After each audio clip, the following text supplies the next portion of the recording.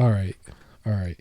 So I think we are live now. So welcome to the Rocket Launcher podcast. This is Supreme King, and I am your host. I am joined by my co-host, and his name is... It's your guy on Mazes. Yeah, so Mazes is here, and this is episode 34. Hit the like button and subscribe if you haven't already. Real quick, I just want to also say... this is probably one of the only positive things that I'll go. There's some positive here, but we're gonna have a lot of negative stuff that's gonna go on this podcast. So disclaimer, but it's not gonna be a bad thing. We're gonna try to make it jokey in a way. But I do want to say real quick, thank you to everyone who's been watching and subscribing and commenting this past week, because I was very, very light this week. I didn't put anything out, really. I didn't put anything out. And I put out a lot more the week before and stuff, but we still actually saw more growth on the channel this week than the week before, even though I put out everything the week before. So I just want to say, thank you for everybody subscribing. It's still a new podcast, even though there's like 30-something plus episodes here now. Go watch everything. So many hours of content. Go watch everything.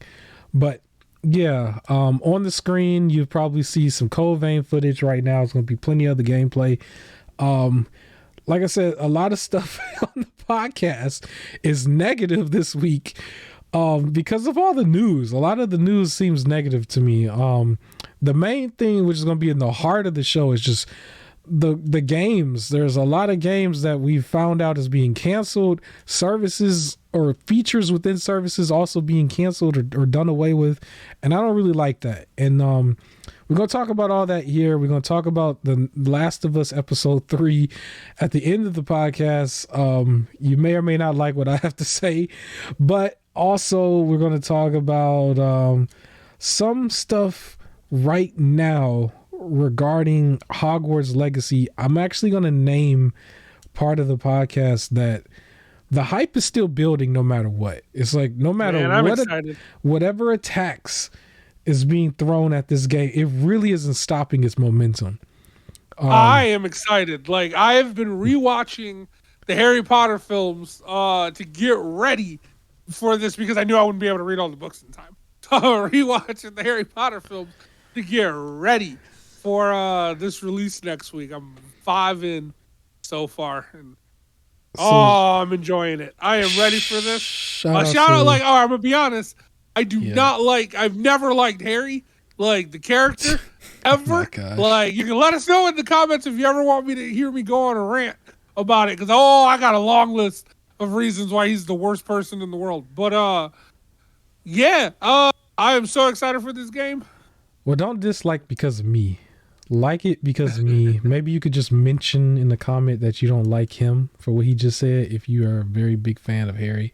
It's kind of funny to want this game day one and be hyped for it, but you don't like the main character of what, like, I guess created the whole thing. It's almost like, it's like if you didn't like MCU, or you liked MCU but you hated Iron Man. It would be a weird kind of thing, but I guess.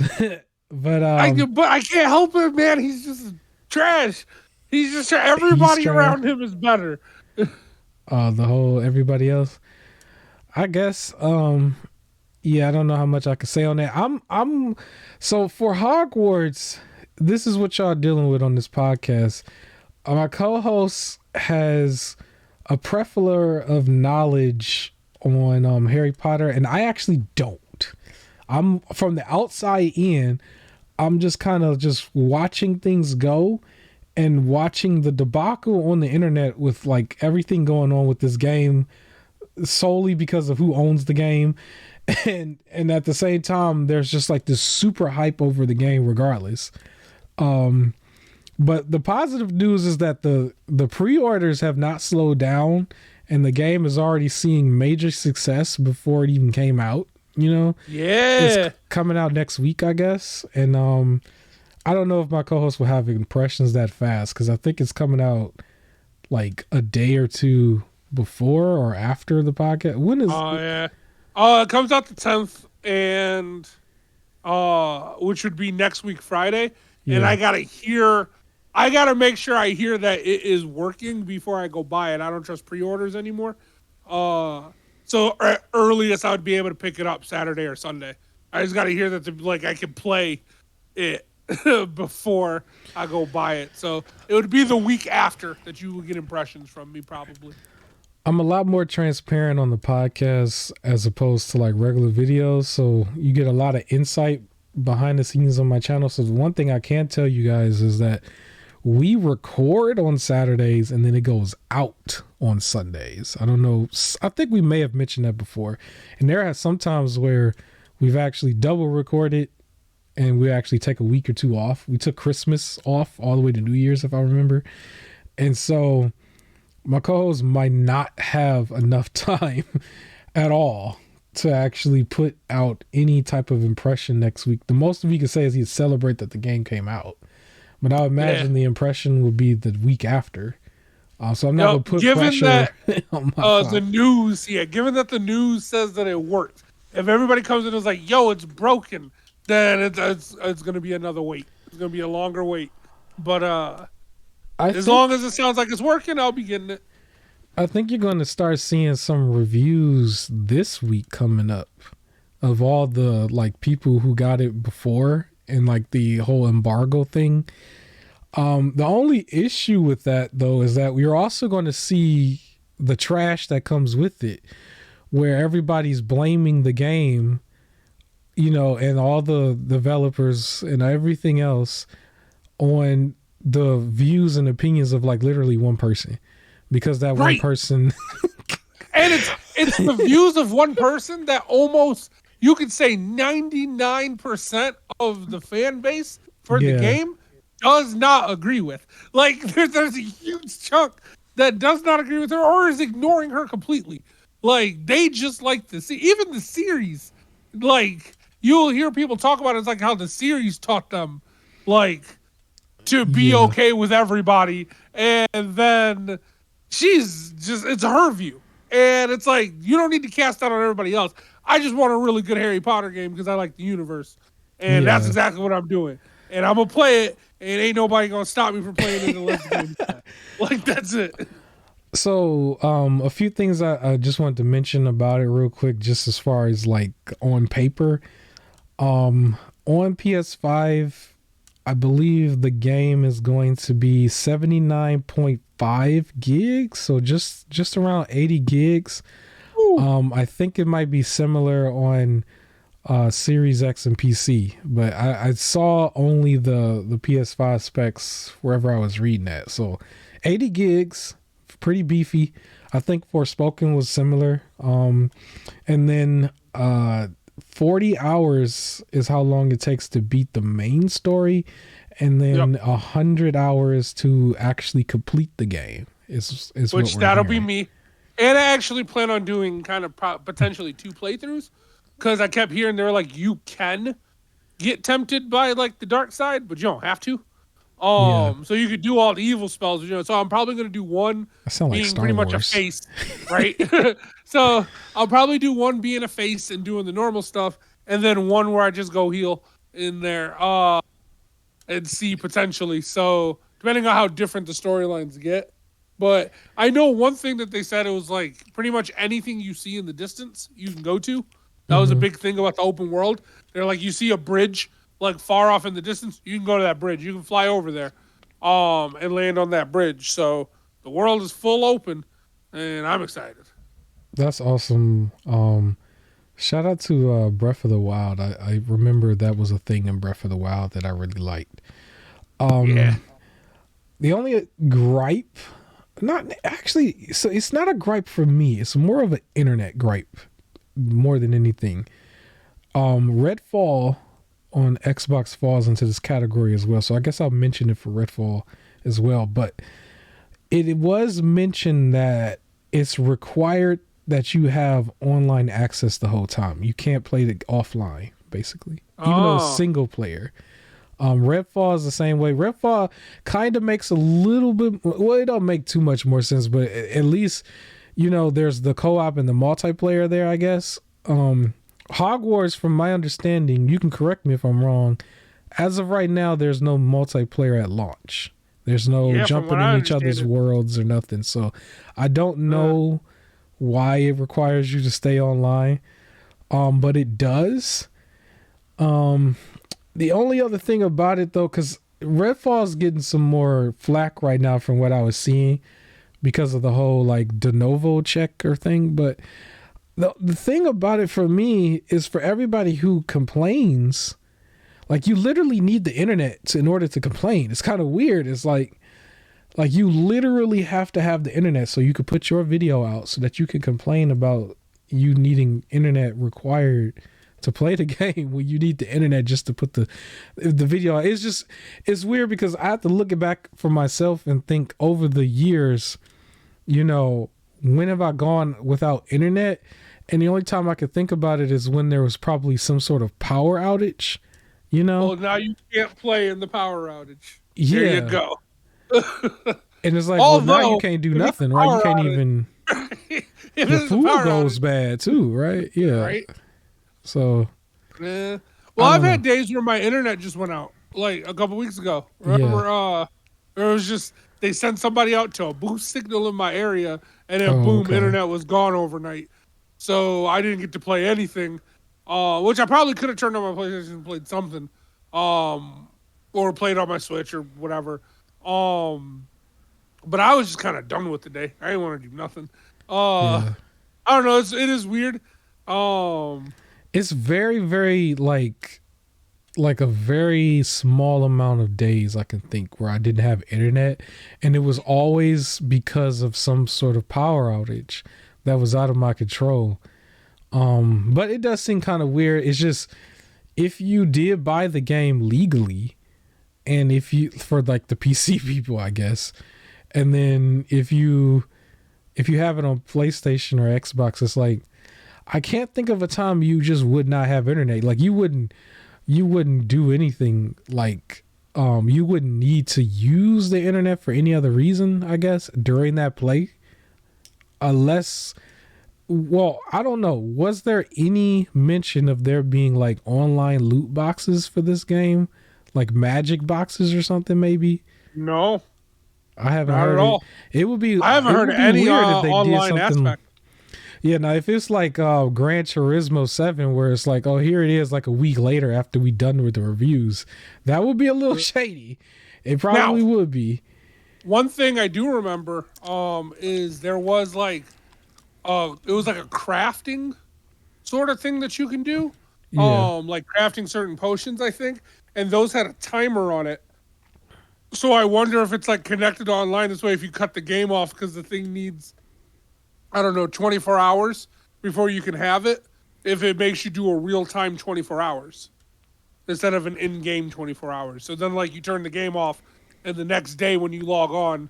But then again, it could just read the game's internal clock instead of like online. I don't know. I don't know. It's a weird thing to need, but it's also, if like that's your biggest gripe of the game, it's also a weird one to have. Yeah, I know the whole talk of the whole de novo thing or something, the de novo check, I think is what it's called. Basically, they check to see if it's authenticated. It's like without that, it seems a little odd if you had a situation where your internet was off or you were on the go or whatever. Like you took your system to somebody's house because you was over there for the weekend or 2 weeks or something, but now you can't play.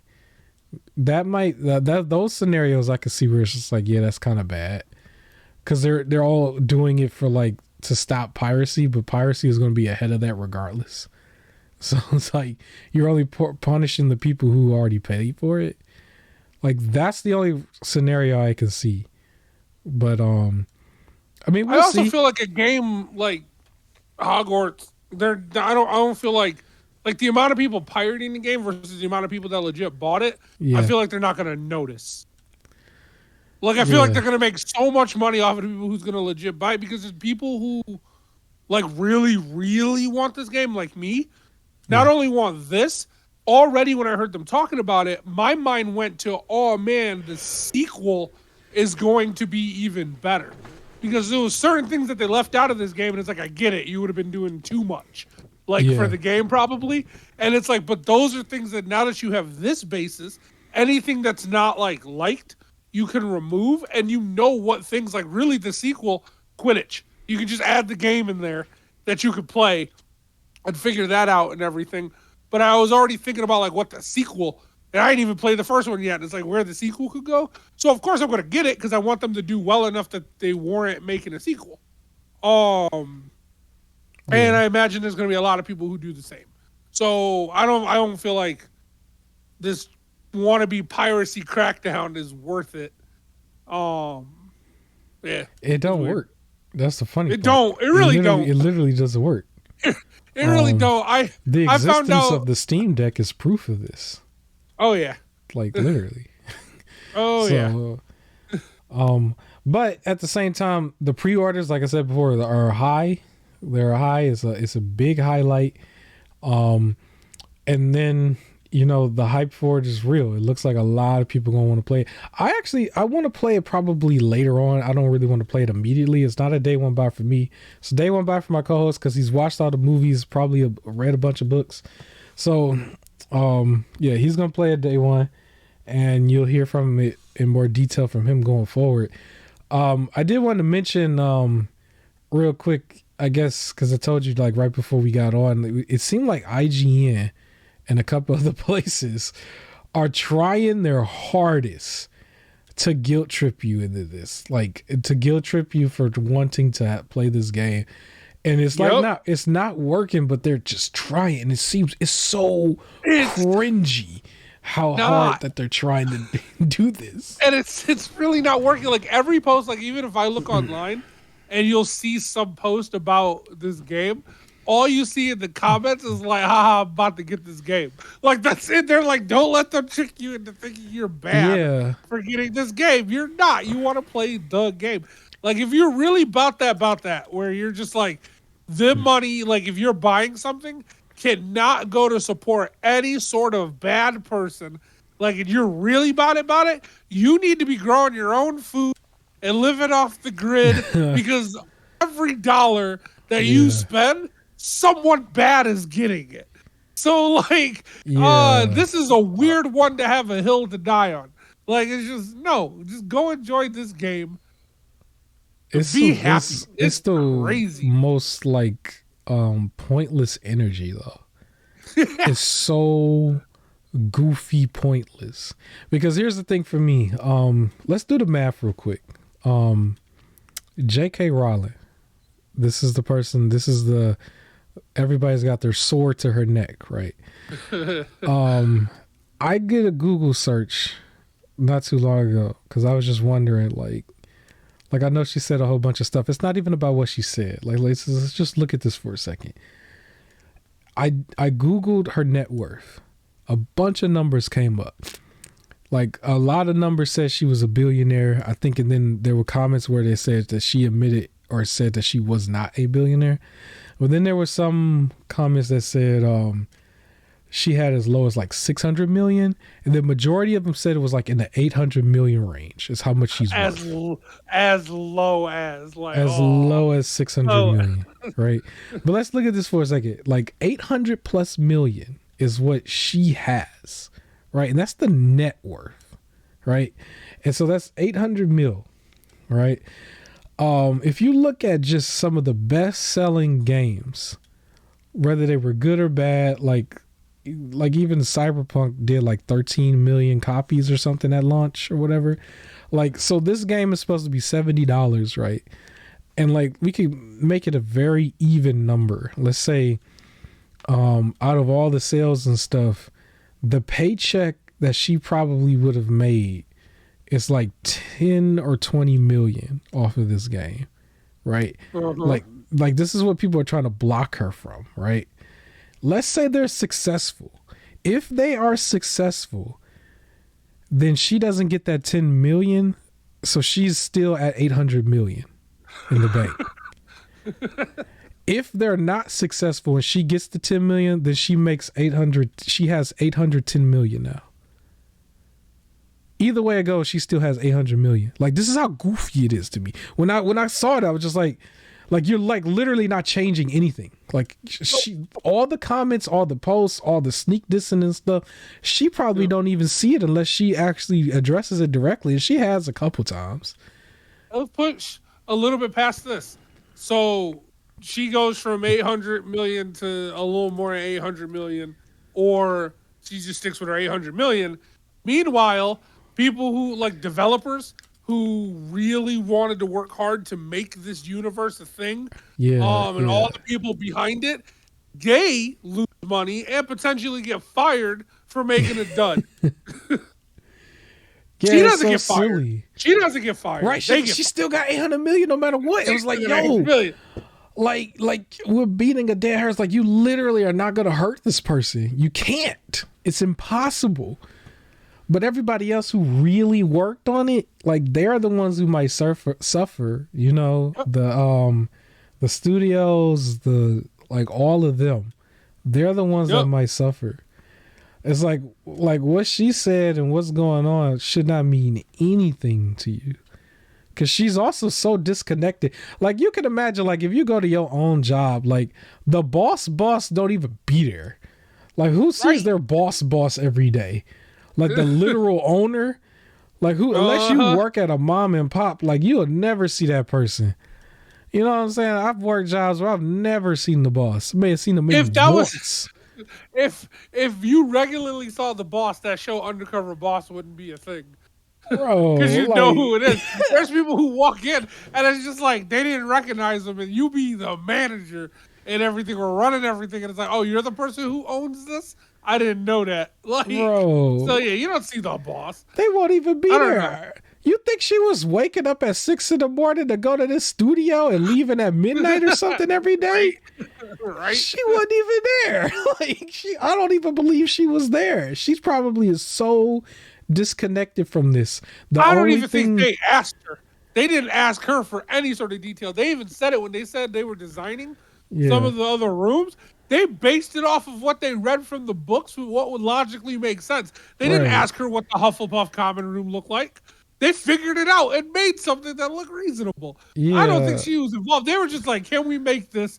And maybe she was like, yeah. Or they probably didn't even ask her. They were like, here's the money so we can make this. And then, like, that was it. And then they moved on. The most she was probably involved in this was that she had to sign off on a document. Like, most likely sign off on something. If she had a manager or something that handles that too, which most likely she did, then she probably wasn't involved at all. She just, because the manager would be the one making sure that everything is like in line and stuff. And she wasn't even involved. Like, she's so disconnected. Like, it's a completely different story from like Vince McMahon. Like, Vince McMahon, I can understand a little bit. The dude is obsessed with the content. The dude don't want to leave. He wants to show up every day. Like, it's a completely different. Like, he wants to be on the road every day and going out and everything. Like her, she's not at that studio. She ain't nowhere near it. I don't believe that at all. She may have showed up one day with like hors d'oeuvres and cookies and stuff for everybody there, and bought dinner or something every day, or like one day, right? Maybe. Because that might have happened. Like, oh, we get to meet the actual owner of this one day, and she bought pizza. And they got a pizza party for a day, because that's what happens at jobs. Y'all know y'all be getting pizza parties at your job. That's when they cut the check one time. Sometimes they don't even show up to the pizza party. But like literally. She sent the letter saying thank you. Yeah, you'll get like one of them emails that got like a picture of them, and they probably didn't even write the email. It's like, when you got that much money, you so far removed from it. But it's like, yeah, like for all the people who's fighting the good fight, like, you're not about to. And the thing is, like, you're gonna play. A lot of people have already pre-ordered. Like, she's still gonna get cut a certain amount of money already, and it sounds like a lot. It doesn't sound like no indie money. It sounds like this game might be in the game of the year contender at the end of the year. So, yeah, let's face it, man. Like, I'm the bad guy for wanting to play this game, but it's okay. I saw somebody even straight up say it, that like, they own all the books. They've bought merch. They've bought this, that, and the other, and that's okay. But now that we know she's bad, boycott this game or something. And I'm like, you kept all your books. You kept all of your shit. You didn't burn it. You didn't make a statement. Yeah, You kept all of silly. it. Like, yeah, but I'm the It's bad guy. I'm the bad guy. Okay. That's cool. I'll be it's the bad guy then. silly. I'm gonna be the bad guy enjoying this game. It's silly because she's not even gonna beat her. That's the crazy part. She's not even gonna beat her, or wasn't there. And the second the game get released, I mean they'll still tweak and patch whatever they need to patch or whatever. But like, that's it. That's it. It's silly. But I guess we could finally move on from Hogwarts. All I'm saying is IGN and whoever else, it's not working. It's not working. It looks so goofy when they do what they do, and then they get so much dislikes and everything. It's such a bad look for them because some of their people we already don't view you as like a hardcore or even a real gamer. Sometimes some of them you really question it. You know what I mean? And that's not good for a publication that's been like the way they were for a long time. It's like we shouldn't question the people who's sitting here trying to do reviews sometime. But yeah, we can move on. I think real quick, this doesn't have to be too long. There was mention that the game Skate 4 will actually not have paid loot boxes in the game. I think they cleared that up, so you don't have to worry about that. Another thing that was mentioned, I guess the rumors are no longer rumors when it comes to the DualSense Edge. I guess the battery is not as good as the regular controller, I guess. So that's a thing. It's still usable. Sad. It's still usable, and you still get good life out of it for a play session. It's just going to be less than an actual a regular controller. I would imagine that they should have just like beefed it up for the amount of money that you're paying for that $200. Like they should have just beefed that up, but yeah, I guess not. Another thing that was shown recently, I guess PlayStation did like this marketing video where they just showed a bunch of exclusives, and then they showed like Spider-Man early on, Spider-Man 2. Oh, within I missed the that completely. Yeah, it was a funny looking video. It had like Spider-Man and had God of War in there at one point. It was like a news thing. And so in the newsreel, it was mentioned in the text that Spider-Man 2 was coming spring 2023, which is very, very soon. But yeah. It was in the text, and I don't know. They didn't. I don't know. It was in the text though. It said spring 2023. I would imagine it would have been fall, but hey, spring. They said spring. I thought it was going to be winter, so okay. So yeah, we'll see. We'll see if they mention anything more from that. Another thing, I didn't do my homework on this just because I didn't really want to see any spoilers, but apparently the Resident Evil 4 remake got some more gameplay shown. It was like 10 or 12 minutes. That was like the only gameplay that was shown that was new this week that I didn't watch, just because I just want to play it straight up. I don't want to see anything on that because I'm looking forward to that game going forward. That makes sense. Yeah, so I didn't look at that. There's like I said, guys, there's gonna be some bad news here, I guess. So PlayStation VR 2's pre-orders are actually not looking so good. So however, PlayStation does not plan to slow down their production. So they're still gonna print out the same amount of games, or not the same amount of systems so far in the beginning, but not as many of those are actually pre-ordered. So it's possible that the PlayStation VR 2 might be on regular shelves before the actual PS5 everywhere, which is silly when you think about it. But that might be a possibility because I still don't see the PS5 on shelves, even though we said that they mentioned it like a couple weeks ago, and I still don't see it. So I don't know. I don't know if you've seen it. I don't see it on shelves.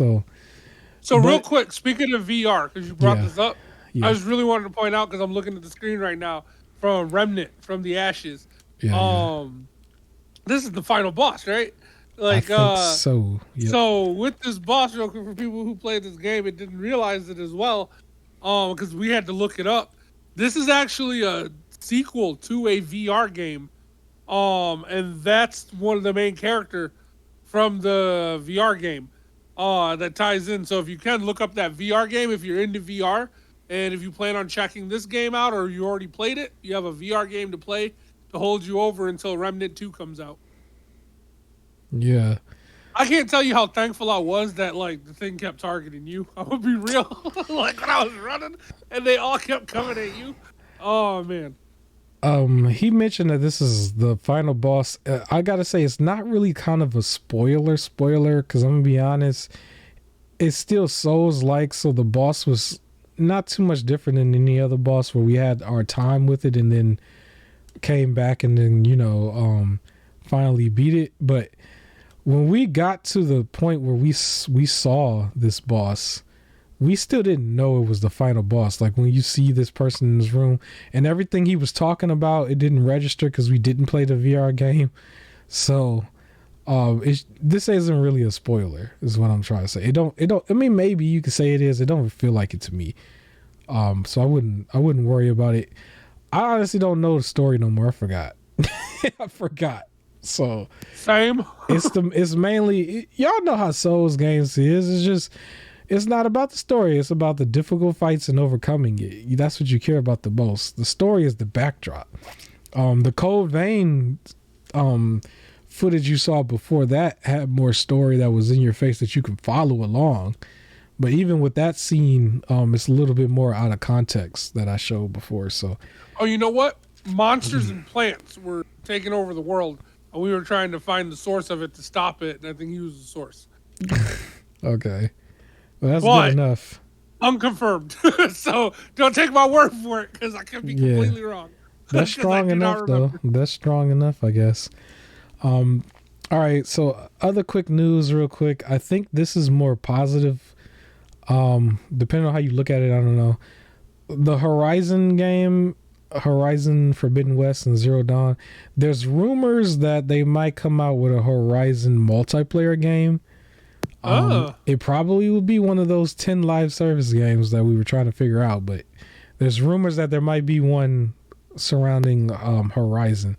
Maybe it might be similar to like how Factions is, but it's just like in the Horizon world. So it's all rumors. It might not be true at all. But yeah, there's that.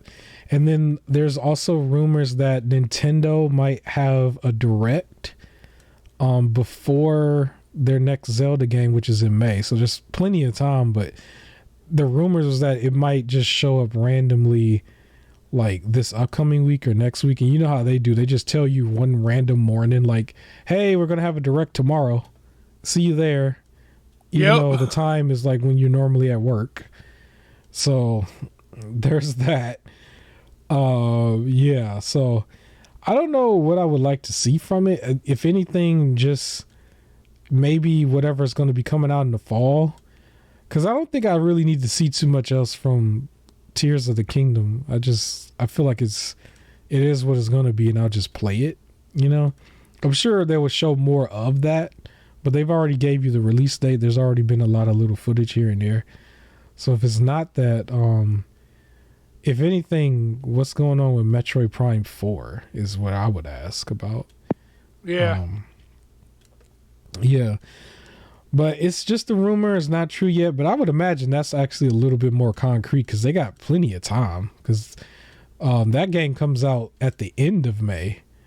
And we're in February as of this recording. So that's March and April. And so they've got time. So I would still say that you might can confirm there's a Nintendo Direct in between there. I don't know what's going to be shown. You might get 1,000 ports and a bunch of Game Boy Advance looking games. That's always been my gripe. But yeah, some of those games are actually good though. I can't hate on all of them. There's a Nintendo Direct being held the week of February 6th. So this upcoming week. Oh, that's not a rumor. They confirmed it. Oh, that's what shoot. I just saw. Well, that's 2 days from now, as of this recording. And then one day, so that's tomorrow. as of when this comes out. Oh, okay, this is weird. So GameSpot says one will arrive, and then everything else is saying it's a rumor. Oh, I've always known them to say to announce it Monday and then it comes out Tuesday, or they announce it Wednesday and it comes out Thursday. So I think that's what we'll have to wait to see. Yeah, I think the first day is probably just the announcement. But yeah, so hey, we'll see. You already know, like a third of it is going to be ports. But oh, absolutely. Yeah. I guess this might be considered bad news. This is the lighter version of bad news. But E3 is not going to have the big three. I call it the big three. E3 is done, bro. E3 doesn't have the big three there, is what I'm saying. Microsoft, Sony, and Nintendo are all like, we good. They're not showing up. That's so strange, because I always thought, like, because I never actually got a chance to go. I don't know if I ever will go, if it's going to be gone. But just from watching on the internet, because that's where majority of the people see it, it was always on the respective YouTube channels anyway. They just called it E3 at the beginning. Yeah. And so it was like, but it was still on your YouTube channel. You still put out big stuff on your own YouTube channel anyway. So why are you calling it E3? That was always what I would say. It's like, why would you call it E3 if it's on your channel? You know, for the smaller ones, even the smaller ones, they still were on their channels. So I was just like, So I think it was because it was a convention held. So like at a specific location where all of them were there. And I guess now everybody's like, if it's only going to be online anyways, why should we go to a convention? We can just air our own things when we want, and we don't have to compete for the spotlight. Yeah, right? Like if Nintendo announces a Nintendo Direct, you don't have to worry about, well, do I see the Nintendo stuff or do I pay attention to the Microsoft only stuff? Right? Or like, this news is now better than this news. You get a little bit less of that if they're not all happening the same weekend. So yeah, from a marketing standpoint, it makes sense. And then on top of that, you already have like your Geek Week or whatever during July, or your Summer Games Fest, and then you already have the award show in December. You don't really need a third one to join with others. So yeah, Jeff Keighley still does his summer show regardless, and he makes his like really extravagant with all the orchestra stuff, and then he'll have like a random celebrities. Yeah, and his is always like a week before E3 or something, right? But then I understand the E3 side of it where it's like they're in person. You know, I do get that. Because it's like they technically can spend a little bit of money and make their own stages, which is really like a mini like theater room stage almost. It's like anybody can set that up. You see YouTubers put more effort sometimes in some of those stages because everything else is just going to be trailer footage. You're just going to cut to the trailer footage anyway. But then it's like, what's the point of doing hands-on if they can just send people games and then they stream it through Twitch instead? Like, I think most of the hands-on stuff was for YouTube, but now that Twitch is one of the more popular ones, you might as well just stay at home. Yeah, E3 is somewhat dead. It's weird. It's dead in person, but in online, I think everybody who wants to is still going to put out a show on their channel, like in that summertime slot. Like regardless, I think they're still going to do it. I don't think Nintendo is just not going to have a show in the summer. The same thing goes with Xbox and PlayStation. Even though I think PlayStation used to wait till like right before the fall at that time. Because I think that year before they was in like August or something. But outside of that, it's like, I don't know. It still also seems weird because like they took some liberties because there was that one show where it was literally a Zoom meeting. It was like they didn't show anything. Whose show was that? It was a Zoom meeting and it was called E3. And it was like 10 people on this grid and they were just talking about diversity or something. Like it was, the diversity now panel. It was like imagine they show up. They show up and they just all stand there and they're like on a panel or something in person. And that's what they do? Like what? In person, they get booed out of there. No way. No way. So yeah, I guess it is what it is. I don't think anybody, the average person, the average Joe Schmo who just watches on YouTube anyway, you're still going to get everything you were going to get. This only affects the people who are trying to go in person. Yep. Like you're going to see everything because they're just going to do their own shows on their own channel. And then not only that, they still going to have their directs leading up to it. You know, I still think PlayStation going to have another direct before that and after that.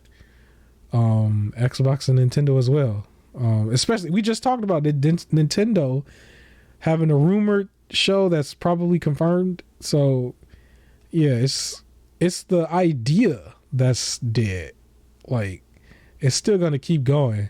You know, it's just like you get your pizza from a different store because this particular store closed down. That kind of thing. So, yeah, that's all we can say on it. Yeah, I'm probably going to clip this just because. So, yeah, the full episode in the description. Like, comment, share, subscribe, and we can move on. Are you bummed? Were you going to go this year? No, I was not going to go. I was not going to go. And you know what's also annoying about that? I just want to mention real quick. Like, I've also heard about some of these shows, like some of the, like, quote unquote nightmares of it, because you can get your hotel room and even get a ticket and stuff, but somehow you're still not allowed in certain areas, and then it takes hours for you to get to the point where you're at the booth or something where you're able to play a demo.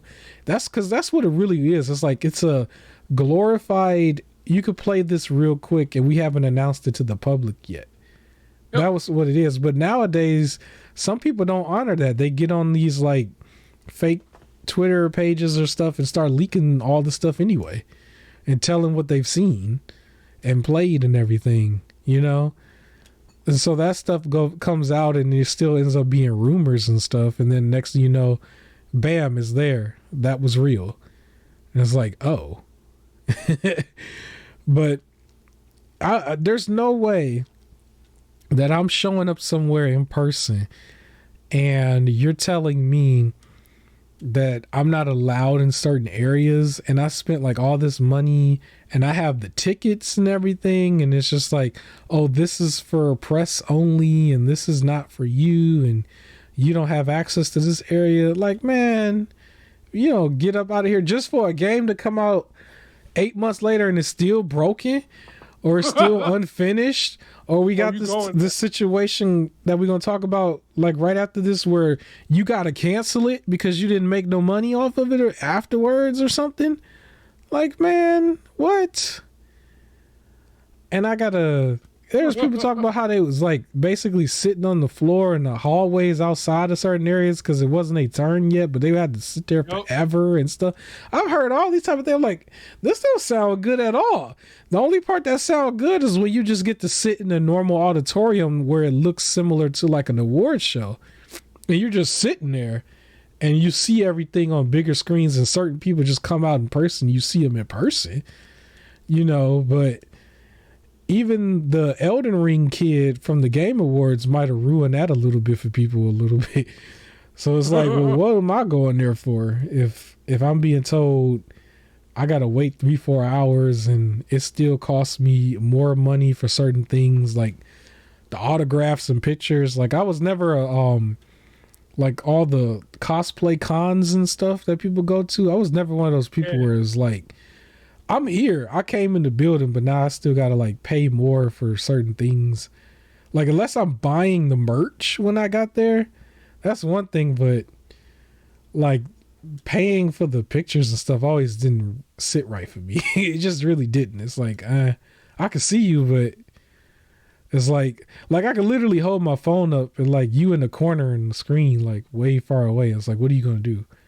Like I could literally do that. It'll be a jerkish thing to do, but you could literally do that. But I don't know. So I met the original Black Power Ranger, and I did take a picture like from far away because I thought he was going to charge. But it turns out if you bring your own thing for him to sign, like you're good. And then you can still get like a picture with your own phone. But like if you buy one of his like headshots or something, it costs a lot more.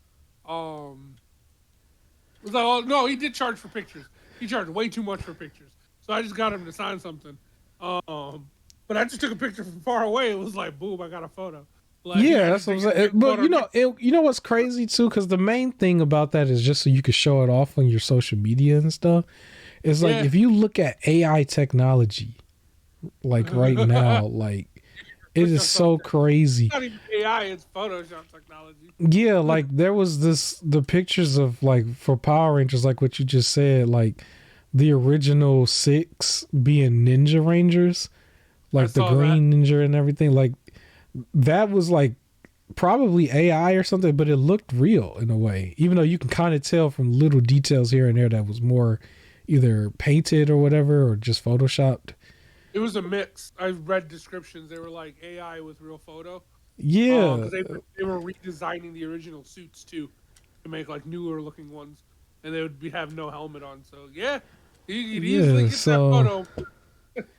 yeah, and then there was always the stuff with the doctored videos because people was talking about the scenarios of like real life things going on with you probably getting in trouble for like real life situations that could put you away forever because of an Uh-huh. AI video that people couldn't tell the difference on.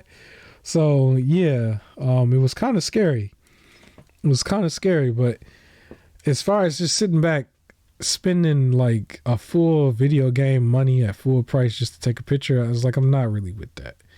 I could see if I saw you in person, that's enough for me. And then afterwards, it's like, we're in a day and time now where if somebody walked up to me and told me that they met Michael Jordan in real life, I feel like I wouldn't find a reason to like think he lied about it. You know, maybe even if he did, it's like, okay, he lied about it, but it's like, I don't have that much energy invested in being like, you gotta prove it. I need to see the photo. Like, I wouldn't care. I was like, okay, you met Michael Jordan. That's nice. You met Michael Jordan. But I Also, you don't ain't know. gotta prove it to nobody. Like if you met Yeah. him, that's cool.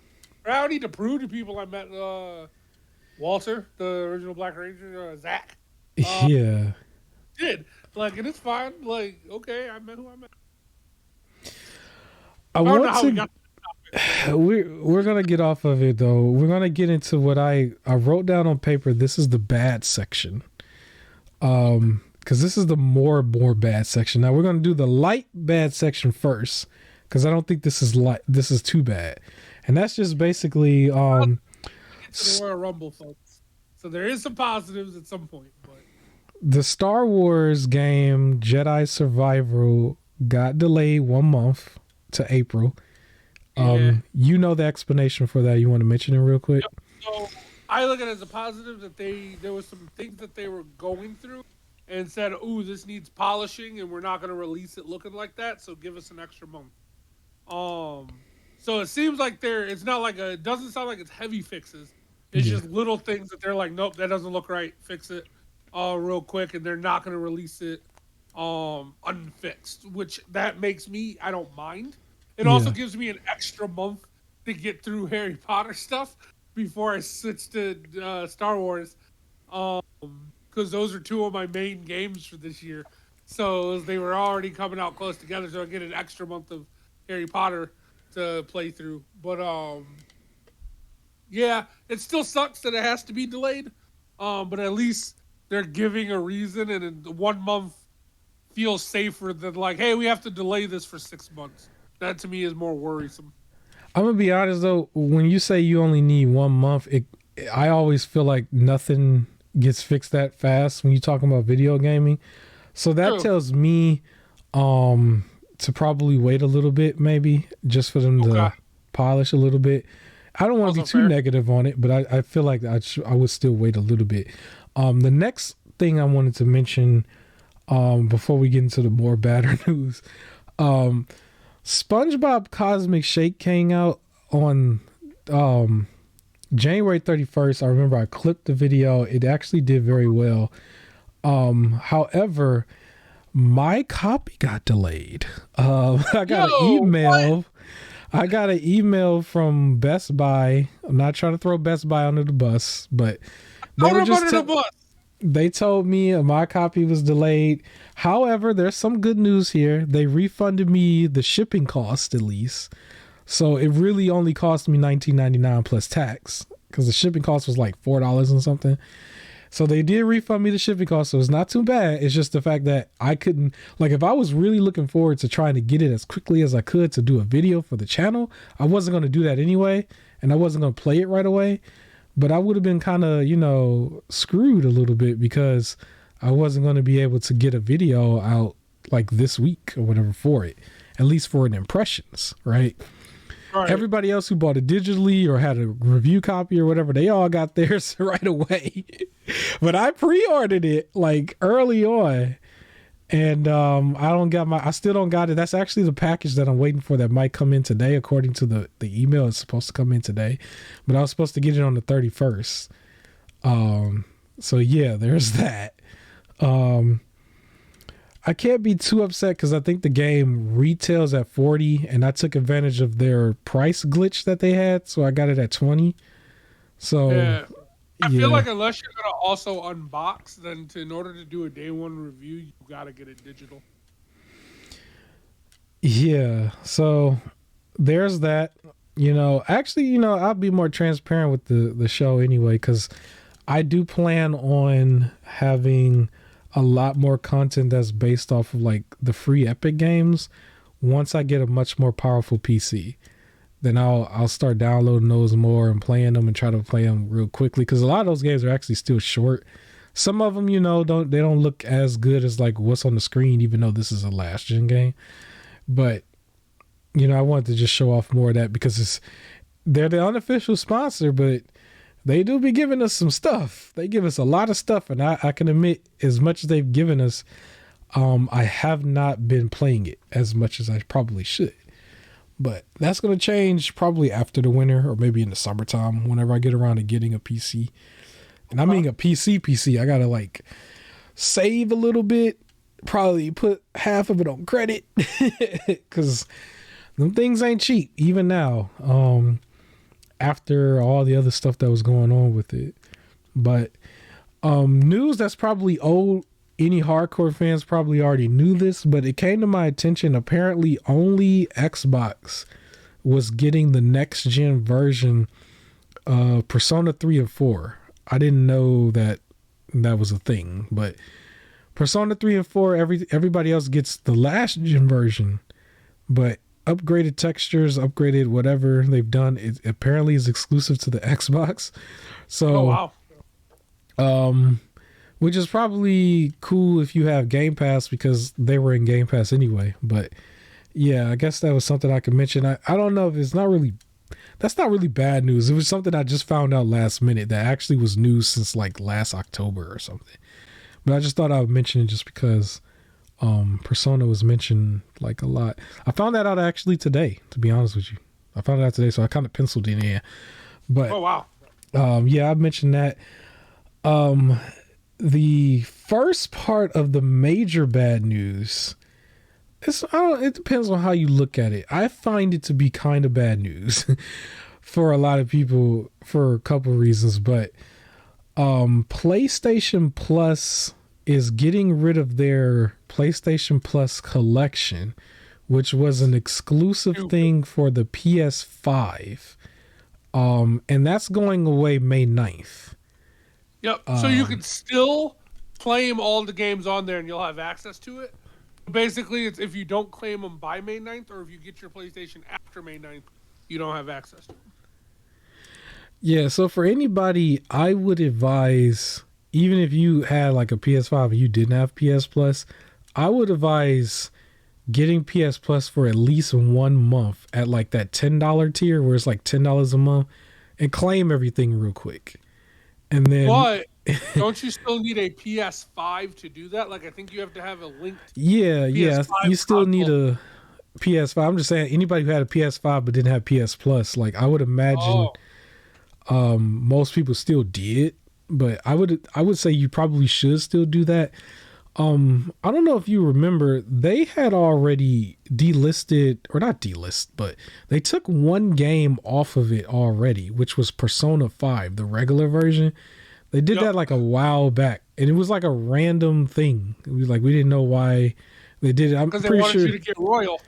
Yeah, most people was probably still gonna get Royal anyway, but they did that at one point, and then the rest of the stuff was there.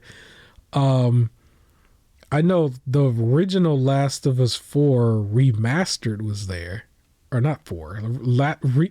Last of Us 1 remastered was there, right?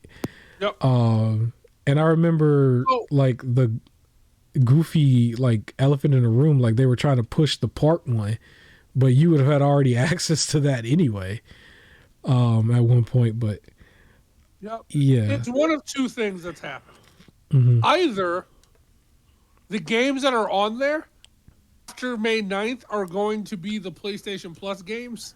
As you move, like one of them will be given for PlayStation Plus each month. The most Or demanded one probably will. I think a lot of these are already on Extra though. Aren't a lot of these a part of Extra? I think that's the other thing. Is either it was going to be that, or because they're on Extra, they want you to have to pay for the extra tier to play them. So it's goofy because most of these games also had the greatest hits like logo on them.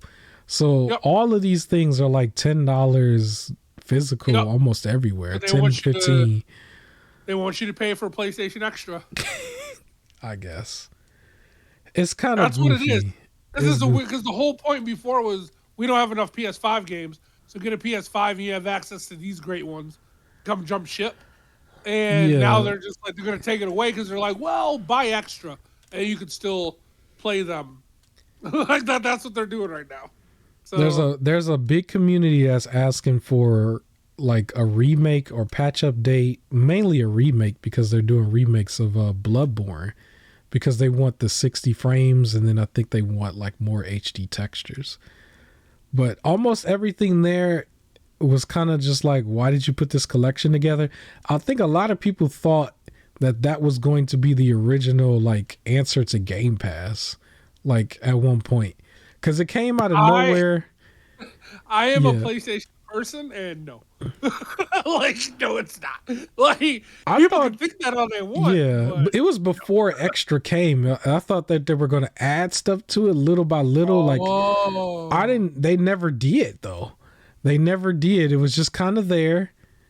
And now they're just saying that they're getting rid of it. That to me is kind of weird. I just feel like there's still people who can't get the PS5 in time. And they're just missing out for the sake of missing out. Like imagine that person out there that finally got it and it's like June. And it's like June. Yeah, they don't get those. And they don't get it. It's kind of silly. It's like it's dumb on there because it's also software. It's like, is it really costing them that much to like hold right there or whatever? Like, I don't know. No, I don't know. It's software. It's almost the same as if you put up YouTube. Maybe it's not. Maybe I don't know what I'm talking about. That's how it feels though. It feels like that. I've claimed everything immediately when I first got the PS5. I'm pretty sure everybody else did who had PS Plus. I claimed them all now. I didn't claim them all, but I remember there was a moment where there was like a short moment where you couldn't claim without directly hitting download instead. So I had only downloaded the ones I was going to play, and then I was going to come back later. But then they switched it to where you can claim. And now that they went to go like, we're going to get rid of them, I just went through and claimed them. Half of them that I had claimed it had already said that they were purchased because I had already purchased them. A few of them, it was just like, man, I kind of felt like I was already wasting my money a little bit. Similar to when you get a game that was like on PS Plus for the month. And it was just like, I just bought this kind of thing. Like half of that list was already like that for me anyway. So I just claimed the other ones, but I didn't really see anything. Because even with Persona 5, when it was on there, it was like, but I got to play Royal, So I remember I played Persona 5 as a demo in my head. And it was like, okay, this is good enough. And then I'm going to go play Royal. Now I want to play Royal. If anybody's confused about it, Royal adds extra. But technically speaking, you could play it to the ending of regular Persona 5 if you make certain decisions. And it just ends the same spot, or you get the Royal stuff. But then it gets confusing because Persona 5 Strikers is based off of if you played vanilla Persona 5, not Royal. So like there's a whole like couple characters that are just missing. I remember I was going to buy Resident Evil 7 at some point, but just didn't get around to doing it yet, and that was in there. And so that basically stopped me from just buying Resident Evil 7. So that was like one of the main ones. And still to this day, I'd never played, I think it's called The Last Guardian. Is that what it's called? That big, ugly mutant rat. What is that? Like, that's the only other game I didn't play. Like, I didn't play that. And I didn't play Until Dawn. And I think that's in there, if I remember correctly. And I'm pretty sure there's more. I now have Days Gone on like 3 or 4 different platforms. I have it on PS4, PS5, and PC. And it's like, I paid for it at one point and got it free on the other 2 platforms. And I think they double dipped with Days Gone at one point. And so it was just like, all right, well, just claim it for everybody out there. Claim it as quick as possible. Don't wait until almost May. Claim it as quick as possible if you can. And I guess that's all I can say about that. That I guess we can break into some really good news real quick before we go into more bad news. Because real quick on the thought of PlayStation Plus, I thought that PlayStation Plus's lineup for February looked very good. I didn't see anything that was wrong with it. I think one of them games I already played, but still, it looked like a nice stacked list. I think Ollie World was on there, right? And that's something you played already. Have. Yeah, that's I don't mind. Like, I only get upset sometimes if like I splurge purchase on sale and then they're free, or if it comes out before I got to it. But no, this is good. Ollie World, I think, is a good option. Yeah, it looks good, despite like the rumors that people had that even I was expecting was that when they introduced extra and premium, that we weren't going to see good months anymore. That's what I was thinking, but now it's extra and premium's been out for a little while and we're still getting good looking months for essential, basically. So I appreciate Mafia. I'm excited for Mafia. And then Mafia Definitive Edition. So that's a complete version of it that was remastered. And then Evil Dead. I didn't buy Evil Dead at all, and I now own it on 2 platforms, Epic and now PS5. So, I think that's still pretty good. And that's still another co-op. So that's something that we can dive into. They gave us a co-op that I think we were originally probably going to skip. 2 Beyond Light. So there's DLC for that. I think we were going to get into that early, or like after one of the Borderlands. So they helping us out. They gave us some more co-ops. We got more co-ops there to keep going on. I don't know when we might not ever get back to Resident Evil 5 and 6 because I said I wanted to play that again, but we might not ever get back to it. But it's a good thing though. It's a good thing about that because we got more co-ops there. So that's a brief good news. And then we're going to go back into the bad because this is where I think it's really, really bad. But you know what? We're at the halfway point. So let's break for a second and let's talk about the halfway point stuff. I want to mention our unofficial sponsor, which is the same unofficial sponsor as always, which is Epic Games. So remember, you can create an Epic account under Epic Games and download their launcher on PC.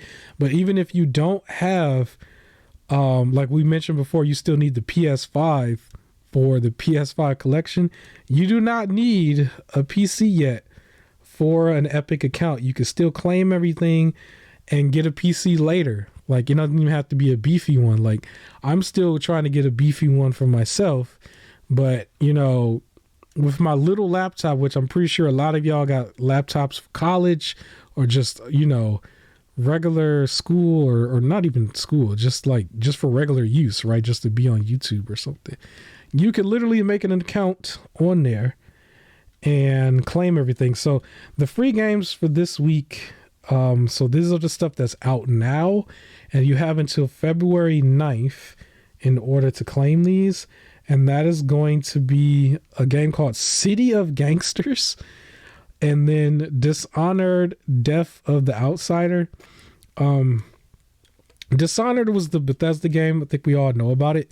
But I found out that City of Gangsters is similar to City Skylines. But I'm assuming it's gangsters in there. Oh, it's a management sim where Okay. you're trying to be the best like gangster in town. Like you're running crimes, you're extorting people for money, you're That sounds goofy to me. building I'm sorry. infrastructure. It's one of those like city builders, city sims like that. This like civilization where you're like controlling a bunch of people to try and be the best. But this one is gangster themed. That's so goofy to me. But hey. The only reason I say that is because it's still kind of top down, and it's like you're looking at these little people with God vision, I guess. Yes, like, that's the point. And, I guess they just down there being gangsters. Yep. That's funny. But yeah, so that's that. Now for the game that comes out, or the game you can claim from February 9th to February 16th, that one is called Recipe for Disaster. It's kind of like one of those games where you play somebody in the kitchen who's cooking a bunch of stuff and people are taking orders. It's one of those kind of games. You've seen a couple of those before. So yeah, you'll be able to play that from the 9th to the 16th. So go claim that. And then I also wanted to shout out a game that I mentioned on the channel before that just got released. It kind of just came out of nowhere for me because I forgot about the release date, but it was a space game called Deliver Us Mars that got released everywhere. And I believe it's like $29.99 at launch. So it's probably a little bit shorter, but I mentioned it before because I believe it was showcased at some of the earlier shows last year or something. And I thought it was cool. So that's a full release under Epic's website itself.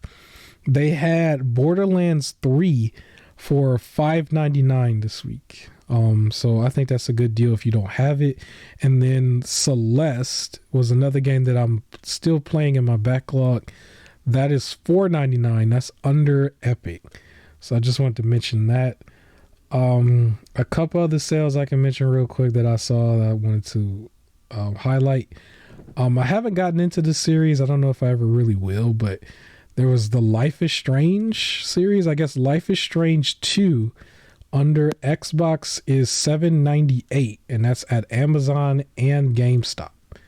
So you could buy that physical basically and own that for basically $8, right? So there's that. And then there is, I'm just scrolling through. Okay. Another game that actually kind of bashed a little bit at the Nintendo show last year. I think I'll probably highlight here just for the sale. Super Monkey Ball Banana Mania Anniversary Launch Edition. Long name. But it comes with a whole bunch of stuff. It looks almost like a collector's. You bashing that. If you are into that, it is $11.98 on Amazon and GameStop for Xbox. And it's still the physical version. It comes with a bunch of stuff, a manual, a little art book. It has like a slip cover and stuff. That one looks more like a collector's item if you like that game. I'm not getting it.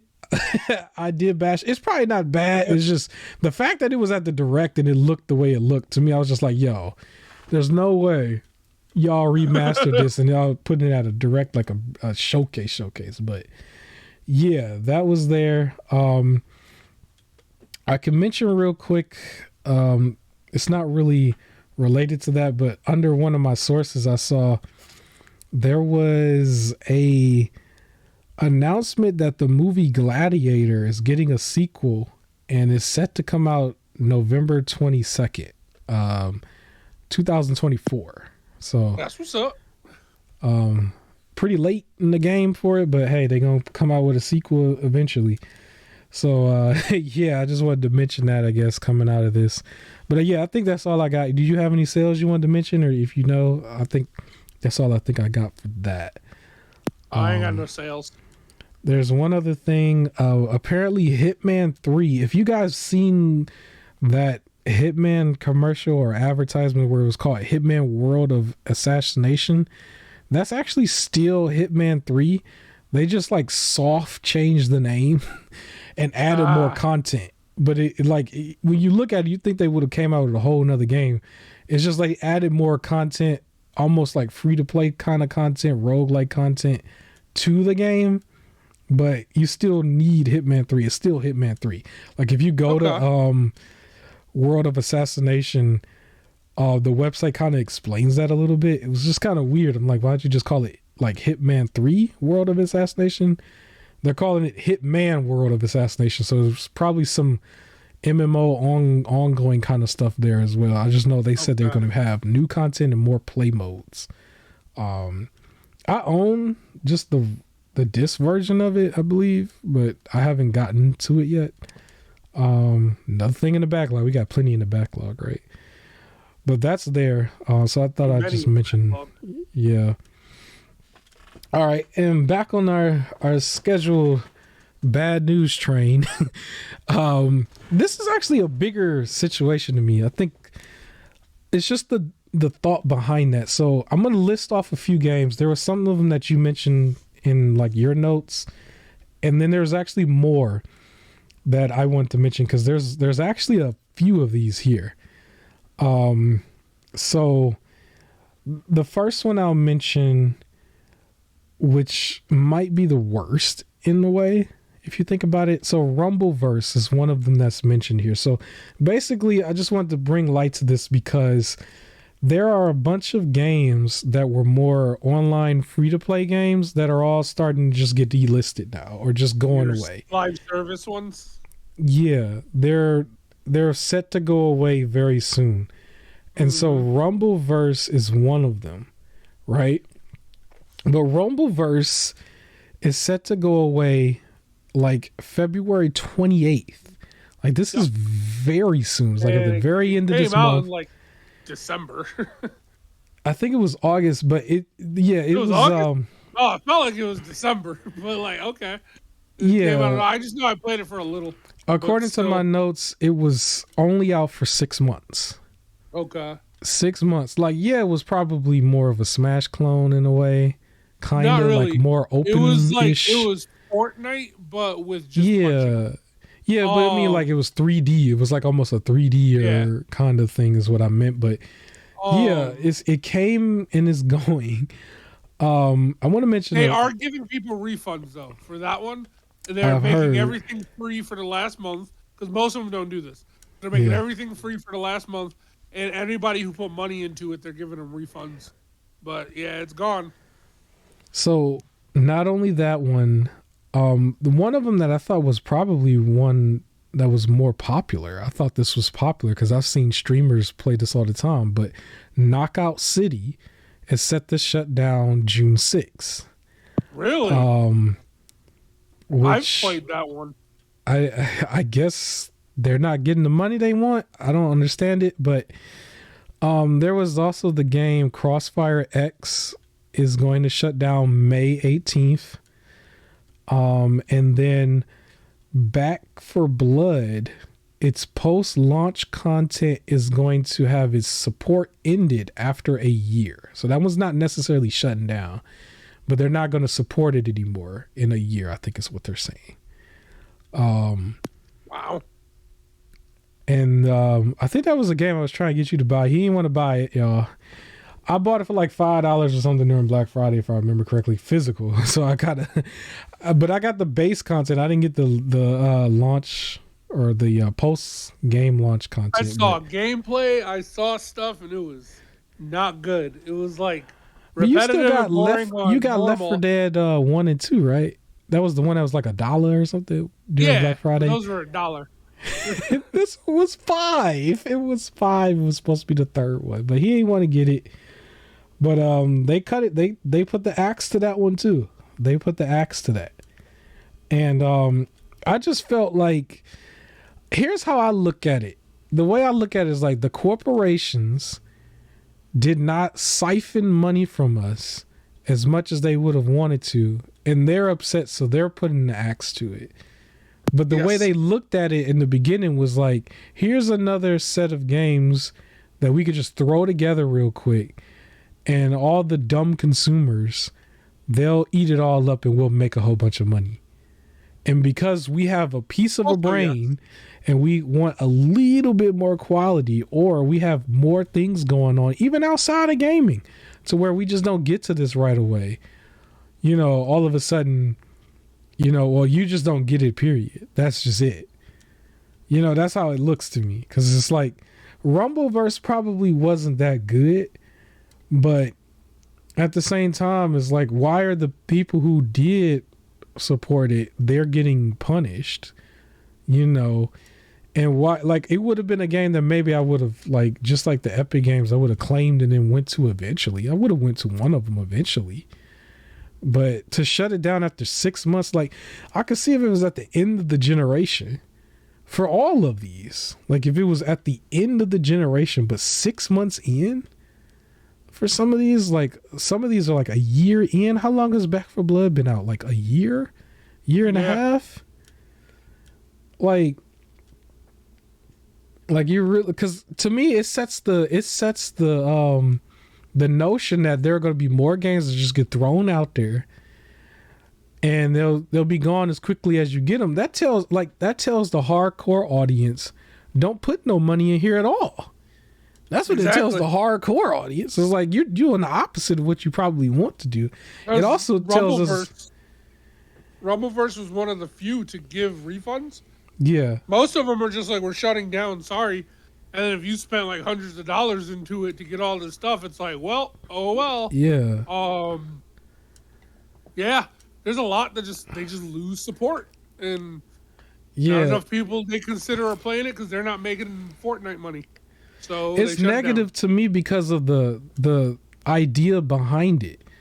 The idea behind it is just like because they talk down on us sometimes. Like, that's how I felt about the Days Gone dude. You remember the Days Gone dude who went on that show and was like, you better buy this game day one, and he was like cussing and mad and stuff. Yeah. I almost feel like a lot of them have that same attitude, with the same tone, same anger in their voice, and it's almost like they hate their own consumer in a way, you know?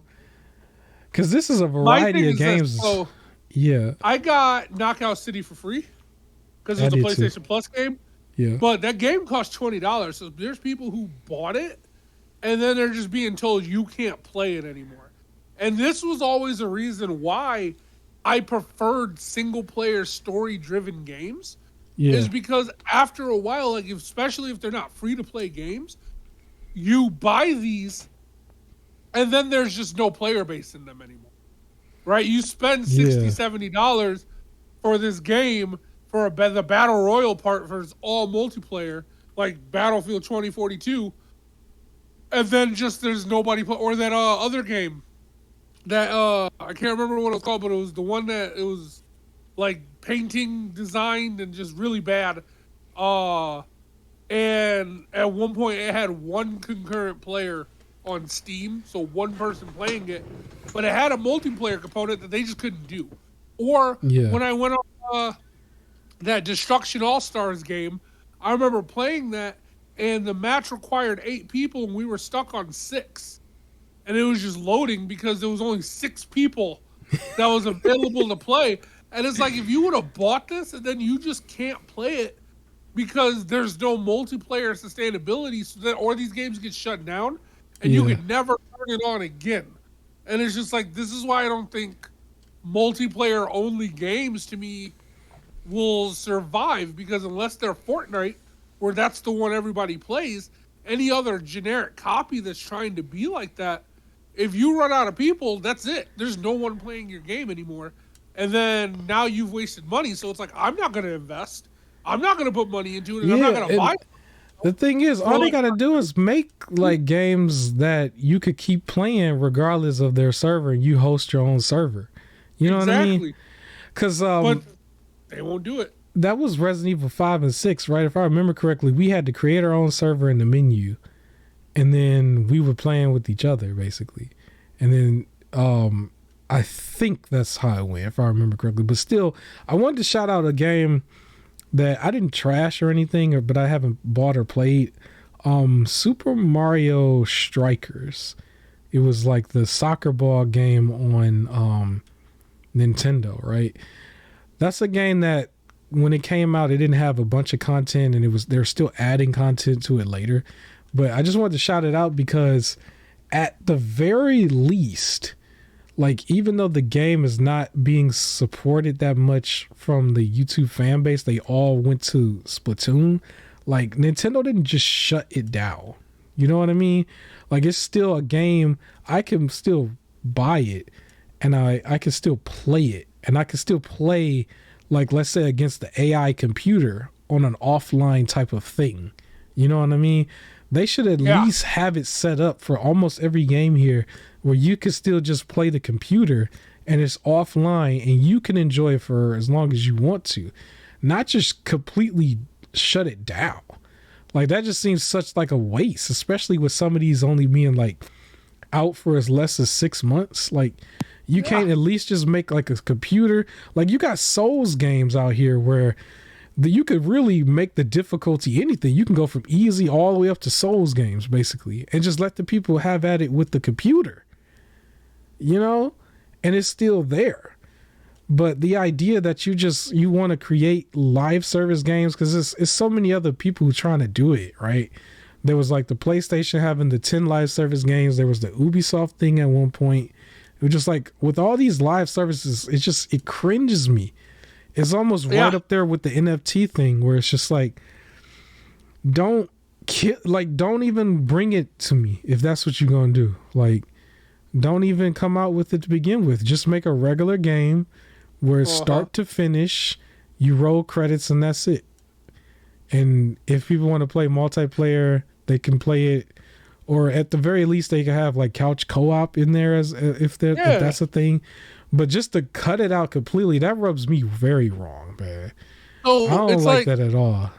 So, for example, even though the game, like, you know, I've trashed it and things like that, but like Marvel's Avengers, if for some reason in 3 years' time I wanted to play it, even though they're shutting down they're not supporting the game anymore, I still can. I can play it. They have single player stuff.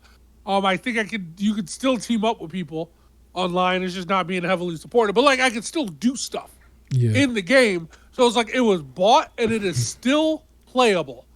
Right? Yeah. Anthem, as trash as Anthem got, right? Yeah. I could still log on and go out into the open world. It worked for me. But I was still able to go out and just fly around and do crap if I wanted to. Yeah. Right? Nobody else is there now. I can still do stuff. Versus like with games like this, like for Rumbleverse and everything, you just can't. You can't do anything anymore. It'll just be like, thanks for trying, but we're closed. And it's like, that's a weird thing to do, especially for, like I said, Knockout City. If you paid and now you can't host your own little thing and just play against your friends or play against a computer, it's just you like, oh, sorry, you can't play with other people. So the game just does not work. That's a very weird thing. I don't like that at all. Yeah. So there's that, I guess. We could probably move on from it, but it just kind of rubs me very wrong. That might be actually the second to most negative thing. There's one more at the very end. That's a TV show for me, at least. But, I was just like, it's more about the concept of that more than the games themselves. Because, some of them were not really that good. But, or the fact that it's gone. Yeah, it's just the fact that they're still going to try to come out with more because we're at the beginning of the generation. We're like 2 years in. The first year didn't count for a lot of people, right? So we're still early on. So I think they're going to keep doing that. You're going to have like, here's another one, here's another one, here's another one, and then they're all gone again. So that kills like the whole concept of a hidden gem like years later. Unless somebody somehow can dig it back up and somehow revive it on PC. Because the PC community is still outstanding with a lot of things. They're able to do a lot of things. And I've heard of them bringing other servers back online for older games before. But it's just the game preservation thing. It's just like, if it really is that throwaway to you, then don't even come to begin with. Google Stadia is probably a big example of that. Like if it was just that disposable for you, then don't even do it to begin with. Because that's how they were treating Google Stadia the second, I guess, that not Activision, I think it was the Bethesda deal. The second they did the Bethesda deal, they went and fired their whole studios and was like, oh, we're not doing any first person content. It's like, what? Like, and then Google Stadia went with it like a year and a half later. So it was just like, before they could even get going. The game I was talking about earlier, Babylon's Fall. That was it. Where that you was can't. The other that one one's I forgot about. It's about to fail. It's about to close down on the 23rd of this month, and it's online only. And because they're shutting the servers down, you just can't play. So you paid $60, and now you can't do anything. That's not good. Yeah, at the very least, because you've had plenty of games. Every game have beginner, easy, normal, hard, expert difficulty, right? At least program in the computer so they could just like play the computer forever or whatever, right? And you can play a computer in Rocket League. So, like what are we doing? Like, why are we getting rid of it altogether? So that I didn't like that at all. Like, I don't like the concept of it because it sets the tone going forward, because they still want to keep giving you like as least as possible and trying to siphon out of you the most that they can. And it says a lot about the behavior of this, and some of these games are all over the place. I just wanted to shout out Mario Strikers, because Strikers was a game that came out where it didn't get high praise and it was considered like half baked to a lot of people, but it's still a game you can buy, you can own, you can keep playing against the computer like as long as you want, and it will be maybe a gem to somebody years later. You know what I'm saying? But they have the ability to go get it. They can get it from a mom and pop, or they can probably buy it online for a certain amount of time, you know? Yeah. And it's not like 6 months. Like, are we serious? Like 6 months. Yeah. So we can move on. We don't have to go about it all day. That was probably like some of the worst content. Because I keep saying this is a negative podcast. It's not negative. It's negative. Maybe it is, but I want to go into the Xbox. I can talk about something positive.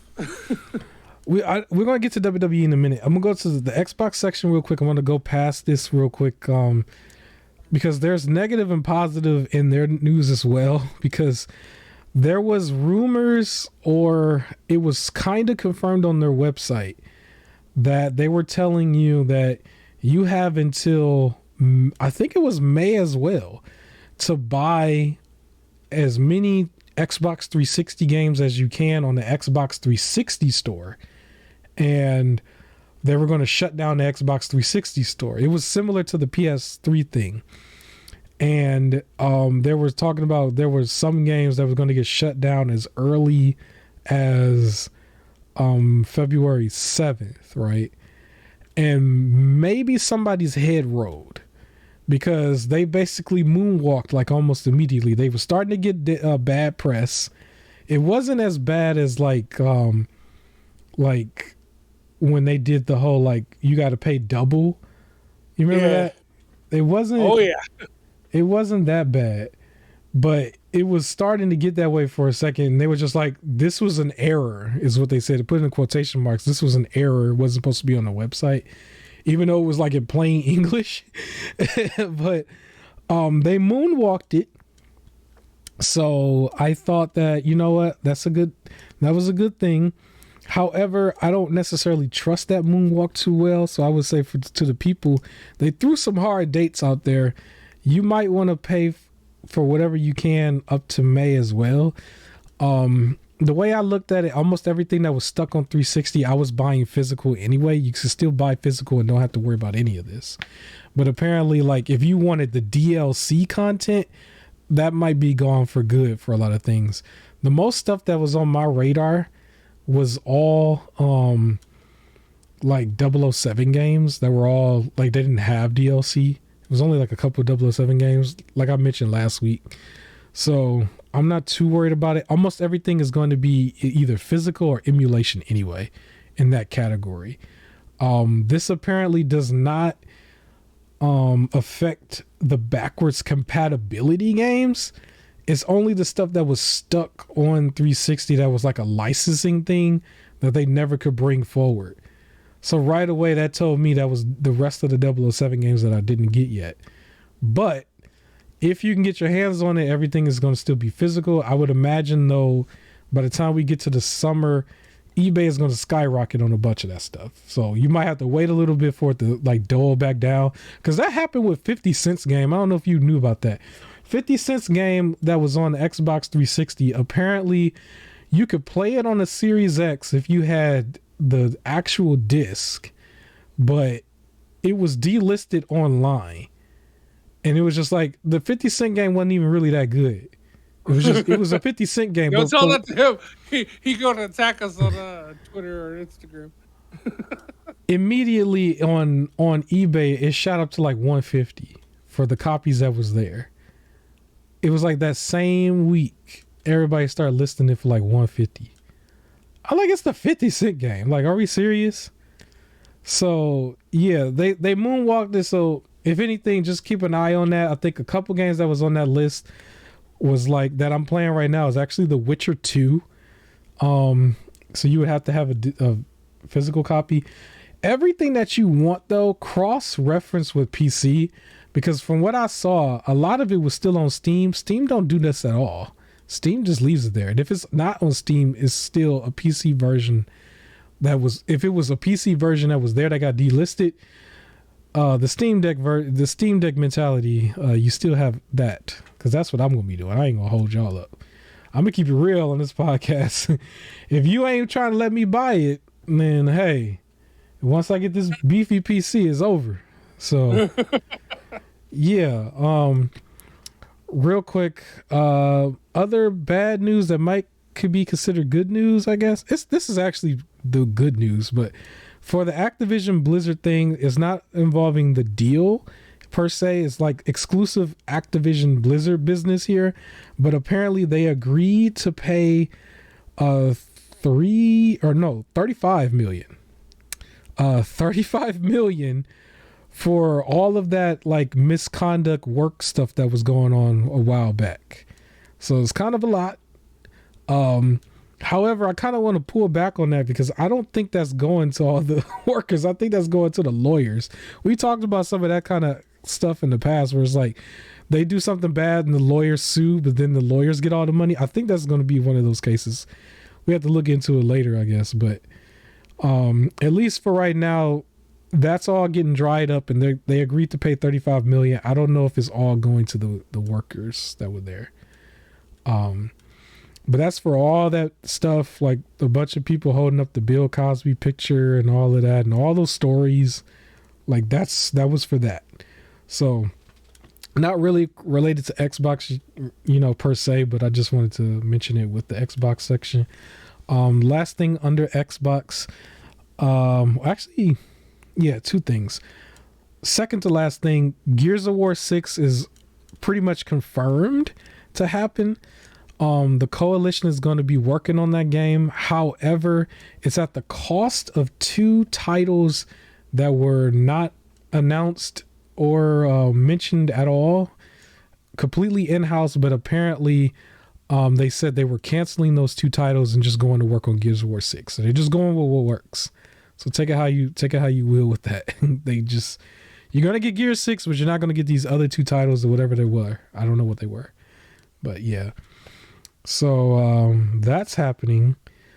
Another thing real quick, the Xbox platform, the game The Pathless just came out this week, and then Heirs of the King also came out this week. So go look those up, I guess. And one other thing I actually didn't mention in the Epic Games, because I'm looking at it on my paper, under PSN, the game called Strange Brigade, or however you say it. Brigade. Yeah, Brigade. The deluxe version, which I'm pretty sure this is complete because it doesn't look like anything else is coming out for this because it didn't really do too well, I guess. That is $508 It's $5.08 at checkout under the PSN store. Full deluxe version. It's a co-op game. It looked just like any other generic zombie shooter game. I was just like, you know what? It's another co-op. I talked my co-host into finally getting it because it was mad cheap. So it's just one of those things that might be in rotation. I'm gonna start doing better looking at it because you're just like, oh, it's co-op, let's get it. I don't think you really be looking at these games. But so it was $5. I was like, you know what? Yes, that is not enough.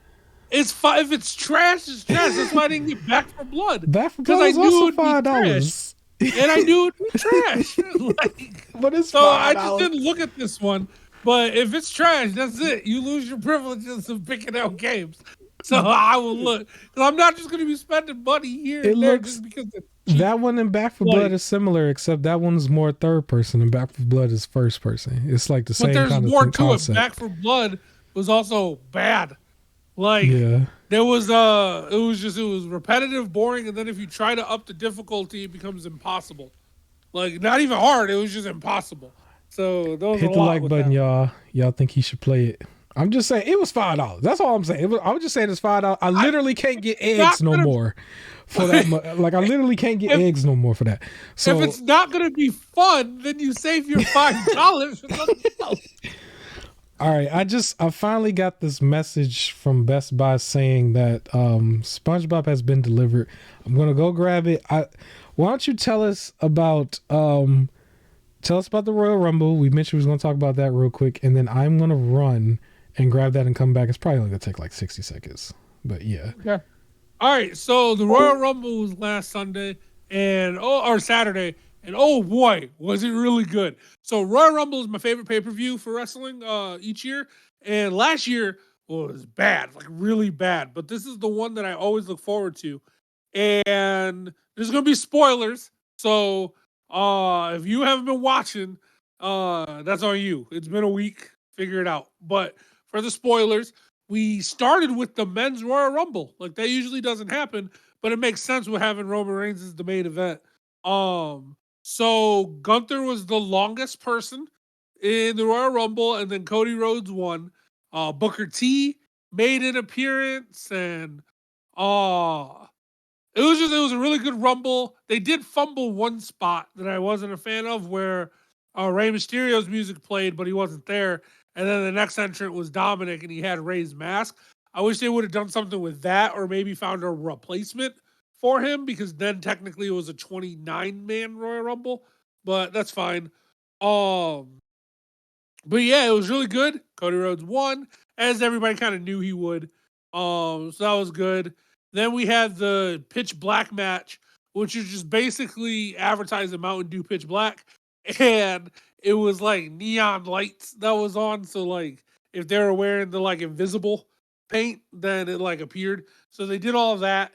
With Bray Wyatt and LA Knight, and then they also botched kind of the ending where Uncle Howdy went for like an elbow drop through like the stage, but he missed very clearly. But it was an okay match. It was decent. Bianca Belair defeated Alexa Bliss for the Raw Women's Championship. That was a good match. And then it did some more Uncle Howdy stuff with Alexa. And then Rhea Ripley ended up winning the Women's Royal Rumble, which I think was the right call, eliminating Liv Morgan. Asuka looked great. They brought up Roxanne Perez from NXT, and she looked great. And they also had another person from NXT, and I can see her, but I'm blanking on her name. But they had a couple people from Zoe Stark. Zoe Stark from NXT. She looked good in there. I think she's like main roster ready, to be honest. And Indy Hartwell was there as well. So it was nice to see some NXT shine in that match, because there wasn't any from the men's Royal Rumble. Yeah, so Rhea Ripley won. Asuka is going back to, I think, her New Japan sort of gimmick. I think it was Kana. So that's been looking good. Like, she's just a star in general. Like, she's fantastic. And I want to see Asuka and Bayley rival. I think that would be a good WrestleMania match that doesn't even need to be for the title. But Rhea Ripley won. And then we got to the main event. And oh boy, has this been the best story going. So Roman Reigns beat Kevin Owens, and then they handcuffed him to the ropes and was just beating him down, but Sammy wouldn't participate. And Roman's like, hit him. And Sammy's like, no. And then they're all jumping him. And then Sammy stops him and was like, that's enough. Y'all need to stop. And then Roman got mad. And then Sammy's face and pushing him like, don't tell me what to do. Don't be jumping in my way and things like that. And then Sammy picks up a chair and hits Roman in the back. And crowd loudest pop I've ever heard from a crowd where like even through the TV, like things were just drowning out. Like it was loud. And then Jimmy kicks Sammy in the face. Jay was really upset because if you've been keeping up with the story, Jay was 100% against Sammy up until recently, where now he started acknowledging him as family, and then all of a sudden he trades on him. So they're now jumping Sammy, but Jay won't participate. And when Roman looks at him like, what are you doing? Jay gets out of the ring and walks off. And now we're seeing some of those highlights. Yeah, it was, like this storyline has been Oscar worthy. Like it's been Oscar worthy, okay. The way they've like everyone's fitting into their role. Like this story has been going on like for a long time, right? Like since Roman went all mob boss and was fighting Jey Uso, and it's just been building and building. And now at one point did I think, all right, like let's wrap this up. Like it's getting boring. Like it's going, and you're. I think that's right where I left off too, when Roman first turned heel. That's kind of where I left off. So it's been a while. Oh, you got to catch this story. Has been fantastic. So, Cody announced that he's going to be going after Roman for the Royal Rumble or for WrestleMania, and he ain't got no choice. Who else was he going to go against? Yeah, right. And then at Eliminate, well, he could go after the NXT Championship technically, but he wouldn't. And then Elimination Chamber in Montreal, which is where Sammy's from. It's going to be Sami Zayn versus Roman Reigns. Yeah, so Sammy's going to get destroyed in front of his hometown. But I'm unboxing this live, folks. I just want to let you know. I'm not doing it on my channel. It's just today. Yeah. But I think what's going to end up happening is you're going to have Roman with Solo and Jimmy and Paul Heyman in his corner. And then when Sammy goes to fight him, Kevin Owens. And then I think Jay is going to enter his corner maybe. And be conflicted. Like, I think that's what we're doing. Which is probably going to lead to, like, why the Usos end up losing their championship. Because they can't get along anymore. And then we'll have to see what else happens at WrestleMania. But, yeah, this has been a very solid story. I think the weakest match from the Royal Rumble was probably the Pitch Black match. It was more gimmicky than anything. And then, like I said, Uncle Howdy botched the ending. He just missed. Like, that camera angle showed that his elbow drop just missed completely. I'm actually glad you mentioned that. Real quick, though, I just want to mention, just for SpongeBob the Cosmic Shake, if anybody was wondering, this actually doesn't have a next-gen version. It's, like, actually a last-gen game. So it's on PS4, Xbox One, and Switch. On the PS4, it is 7.2 gigs. So it's pretty small.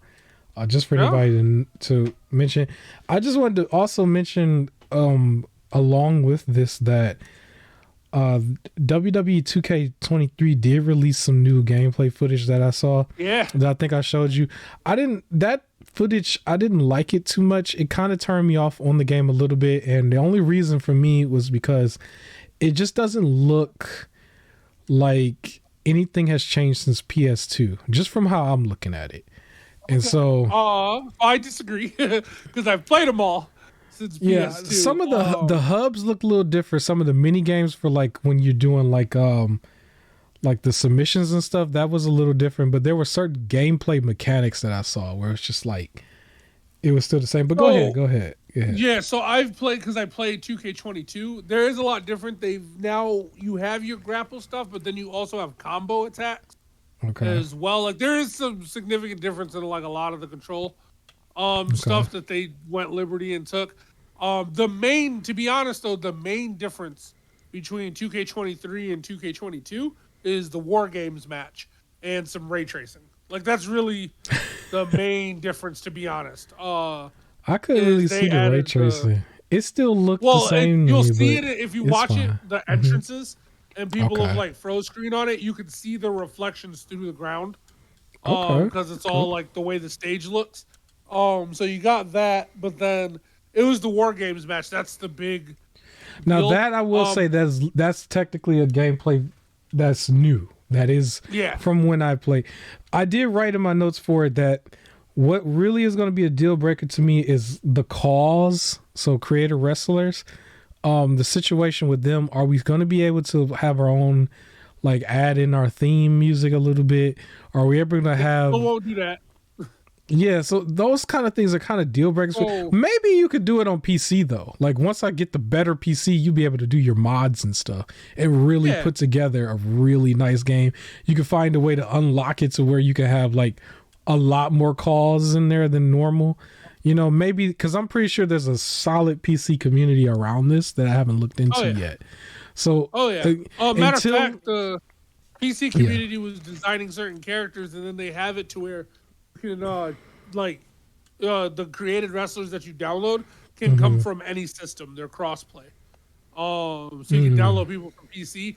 It's just unfortunately you can't put your own music in it, and that one is because it's an yeah, excuse that PlayStation and I think Xbox also has, where it's like, oh, it can't read the files or something like that, yeah. or something copyright. It's something stupid, but you I can't know do that. they were able to do it in Fire Pro Wrestling, but it was at a certain limit. It was like you can't just have an unlimited amount on the PlayStation side. Now on PC, I remember you can do it with everybody, but they didn't have the New Japan wrestlers in there. That was exclusive to the PS4 version of it, and I didn't have a PC at the time, so I still just got the PS4 version.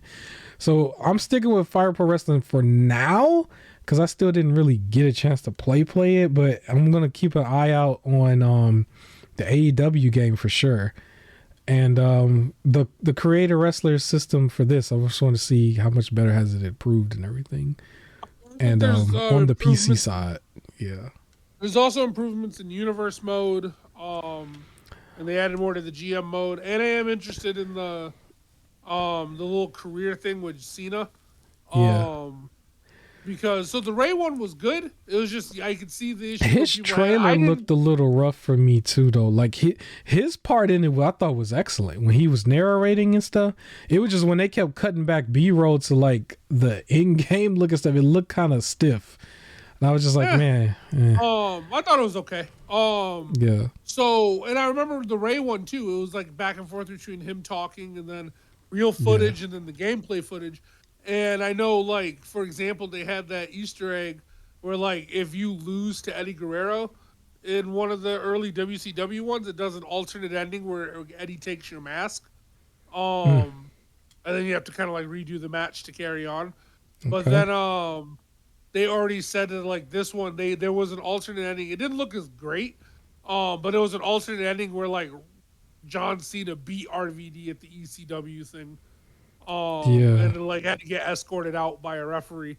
But besides that, like I'm interested to see it. It is a nice variation where you play as his, opponents instead of him, so you get to play as different people, which should be interesting. Uh, so yeah, it looks good. I mean, it looks good. I don't think I'm gonna get it right away personally. Uh, You know what turned me off from it for last year when they were making their big return? When they had all those different versions where it was like over $100 for like yes, that kind of did it for they're me. doing it again. I was So you about have yeah, I was about to consider it last year. That did it for me. I was like, nope. so you have the standard version, then you have the deluxe one. So the standard one has John Cena on the cover.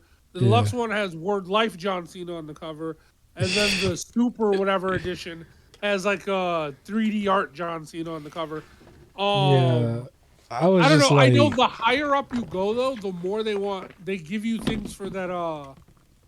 Pretty much their super card mode. So it's like the My Faction, where it's their mode for like live service, where you pay extra money to get extra pack to rinse and repeat because that's what 2K likes to do. mhm. Which I didn't like from 2K22. I didn't open that mode once. I refuse to do that because I don't want the live service element in there. So they kept releasing things for that, and I think one of the ones that upset me too was when they were about to release MGK. that their name? Or MSK. When they were going to release MSK, then there was Mm-hmm. that whole false information with one of the tag members, but then he got let go from the company. Um, and he got removed from the game. And they were like, well, yeah, we understand we're giving you one less person. So to make up for it, here's some super card packs for the my faction. It's like, I don't play my faction. So this is not like a fair trade for that because I don't get to play like the custom person. So that part was annoying. And again, I just want to wait this time and like just wait till all the packs are out, get it on sale, and get everything at once versus spending that much money. I'll be looking into like the PC versions of it. Maybe it might not be this one. It may be the 24th one by the time I get my actual. So yeah, PC, I don't PC. know because there's always issues with the PC version. So like like if there's bugs and stuff, but yeah, PC don't get fixed. Yeah. I do want to mention real quick because we can move forward. We're almost done. There was so if you don't know, I was mentioning before, I'm still working on the Alan Wake video. I did finish the first game and then the standalone DLC. I just haven't actually edited like some of the stuff yet, so I'm still working on that, and I'm still like doing a little bit of research for the other stuff that was like connected to the Control game, because I ain't played that yet, but I'm gonna play that after I finish like the Alan Wake video, right? And that's gonna be like the part 2. So I'm gonna have like a little bit of an Alan Wake series there because he's connected to a bunch of different stuff. But I did start this one game, The Witcher 2, like I mentioned earlier, and I had a brief funny story that I just wanted to mention from it. The game is a little rough, but I just wanted to mention this real quick. It was real funny because it was a side mission in there that you had to do where it's like, okay, go up to this one guy and he's going to ask you to buy a potion for him. And he's trying to set up the guy who's like selling the potion, but he can't buy it from him directly because he's trying to set him up. And so he needs you to go buy it from him. You're playing Geralt. And he's like, the potion is lethal, right? And so I need to prove that it's lethal in order to get this guy for whatever reason. So I need you to do it, right? Okay. Geralt, this is early in the game for anybody. It's not really spoilers either. It's like a side mission thing. Geralt goes up to this dude, and I did not even expect him to say this, like in this little like cutscene, but he was just like, I hear you got a lethal potion and I need that. Somebody's trying to buy it for you. Like somebody wants me to buy it from you. And I was just like, that is the most like that's not what you say. Cause it's like, cause he's like in the undercover cop situation kind of thing. And he's going up to the drug dealer and it was like somebody trying to get this and they trying to like buy this and whatever. And I was like, what are you doing? And so he's like, oh, you trying to set me up? Don't set me up or whatever. And he's like, how about this? Like I'll give you just a potion and I get to keep my secret potion or whatever. You could just give him that one and tell him that's the real thing. And it was a choice for you to make. And I was like, I made the choice to say, okay, instead of trying to threaten him. Cause it was like, why are you going over to his business? So Geralt buys the non-lethal potion. And so I got to go back to the other guy and give him that potion. It was so silly how this was set up because he was just like, okay, meet me by the front gate. You go to the front gate, you go outside, and he's like, okay, we got to go test this out to make sure it's legit first before I could just pay you for this potion to make sure that it was lethal. But I can't tell you about my hideout because, or I can't show you where my hideout is because it's a hideout. So I got to blindfold you in order to get you there. Is that okay? And I'm like, what? Like I'm looking like, what? And it gives you the choice on that part to say like whether you want to do it or not. So I was kept saying no because I'm like, it's a side mission and I'm like, I ain't about to be blindfolded. And so they actually after a while was like, he agrees that you don't have to be blindfolded. They was like doing some dialogue where it was just like, that's kind of ridiculous and I got to still worry about my own safety too. And so he was like, all right, well, I'll just put it on your map and meet me at this place. So you go over here in this little area, you find this little hole, you go down the hole, and then you're in this like underground area with him and all his men there. And then you give him the potion. It was so funny and goofy. And he was like, okay, my man got to check this real quick. And it's like they never pan over to anybody else, right? They keep the screen on the NPC, and he's just like staring at you. And they got him from a kind of an angle or whatever, but he's kind of staring at an angle, like it's almost like from the shot of it, like Geralt would be right next to you, and then you're looking directly at him, and like Geralt's completely out the shot, and he's standing there for like at least 20 or 30 seconds, and then he was just like, "You trying to play me for a fool?" or something like. It was like you never see. It was like, how did he know that it was checked on or whatever? He's just standing there, nobody saying anything in the background or nothing. And he's just standing there, and he was just like, "You trying to play me for a fool, huh? You think I'm a joke or whatever?" And then, like, when I was thinking about it, I was like, the logic here is like, technically Geralt wouldn't have known. And like, if you really think about it, there's an angle here. So Geralt actually plays that angle. He was like, "What? Oh, he's trying to play us." He's like, "Get your men and put your weapons down. Let's go back. Let's get this guy." And he was like, "Nah, you trying to play me." And then they finally pan out where you got to like beat everybody right then and there. It was just so goofy. It was goofy to me. It was hilarious. It was hilarious. It was hilarious. Early on in the game, I think that game is like 20 something hours, 20 or 40 hours. It's 25 hours for the main.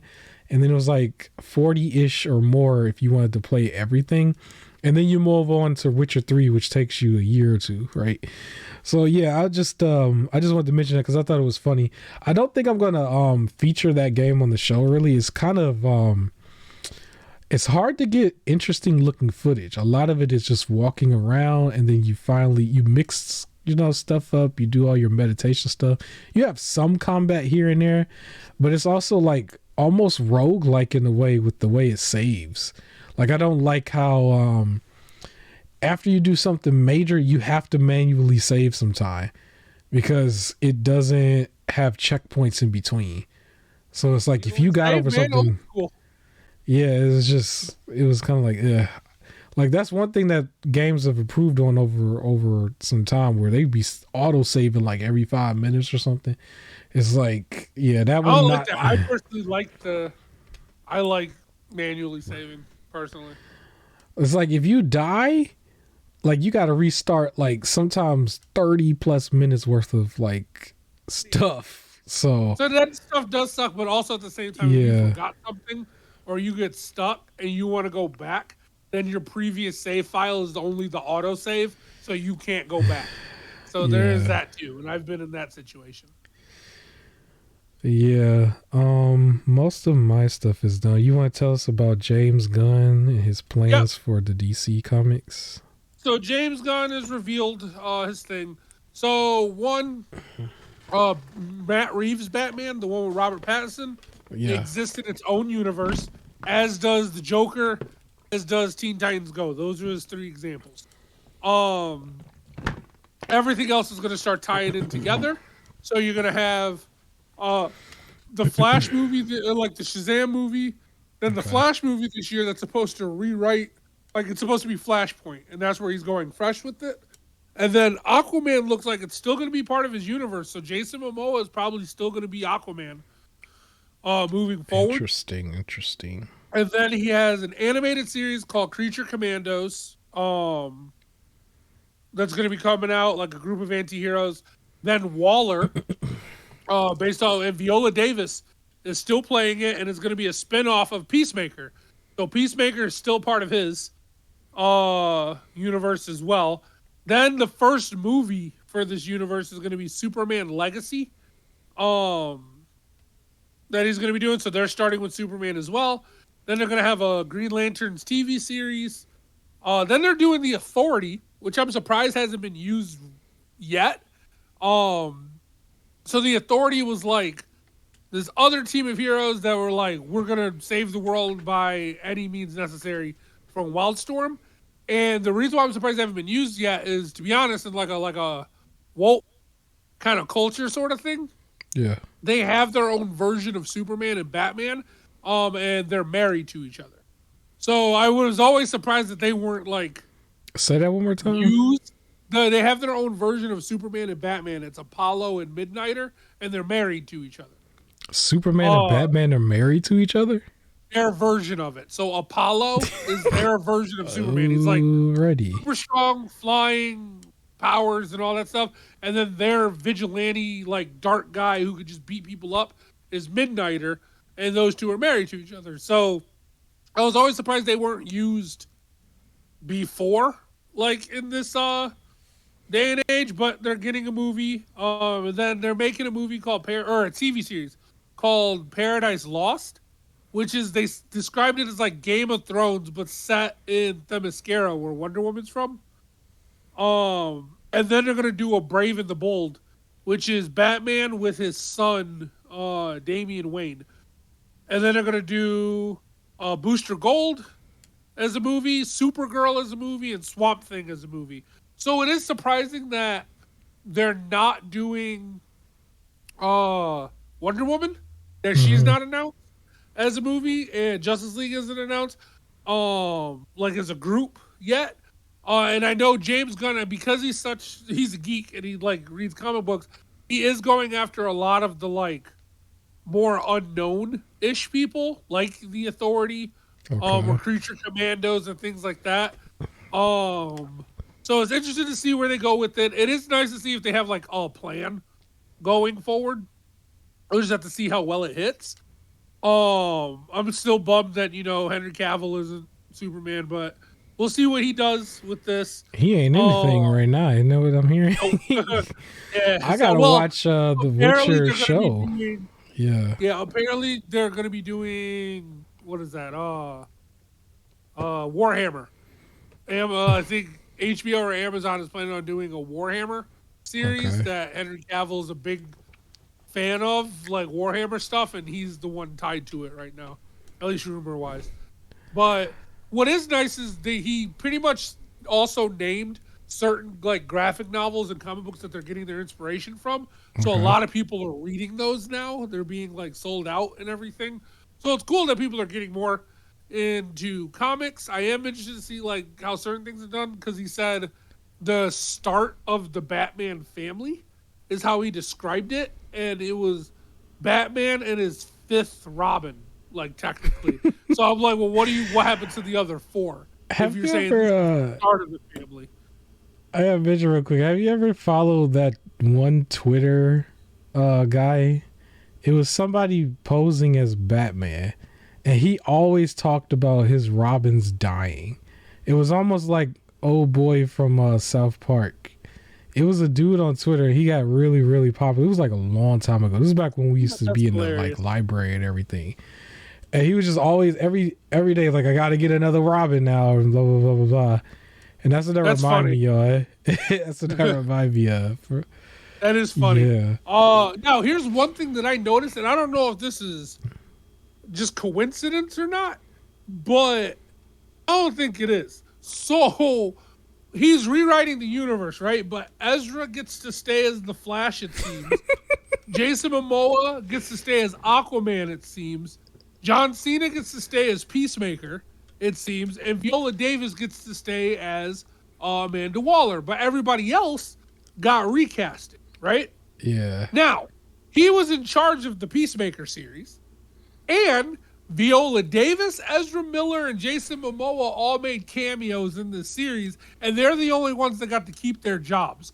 Everyone else didn't make a cameo, and everyone else got let go.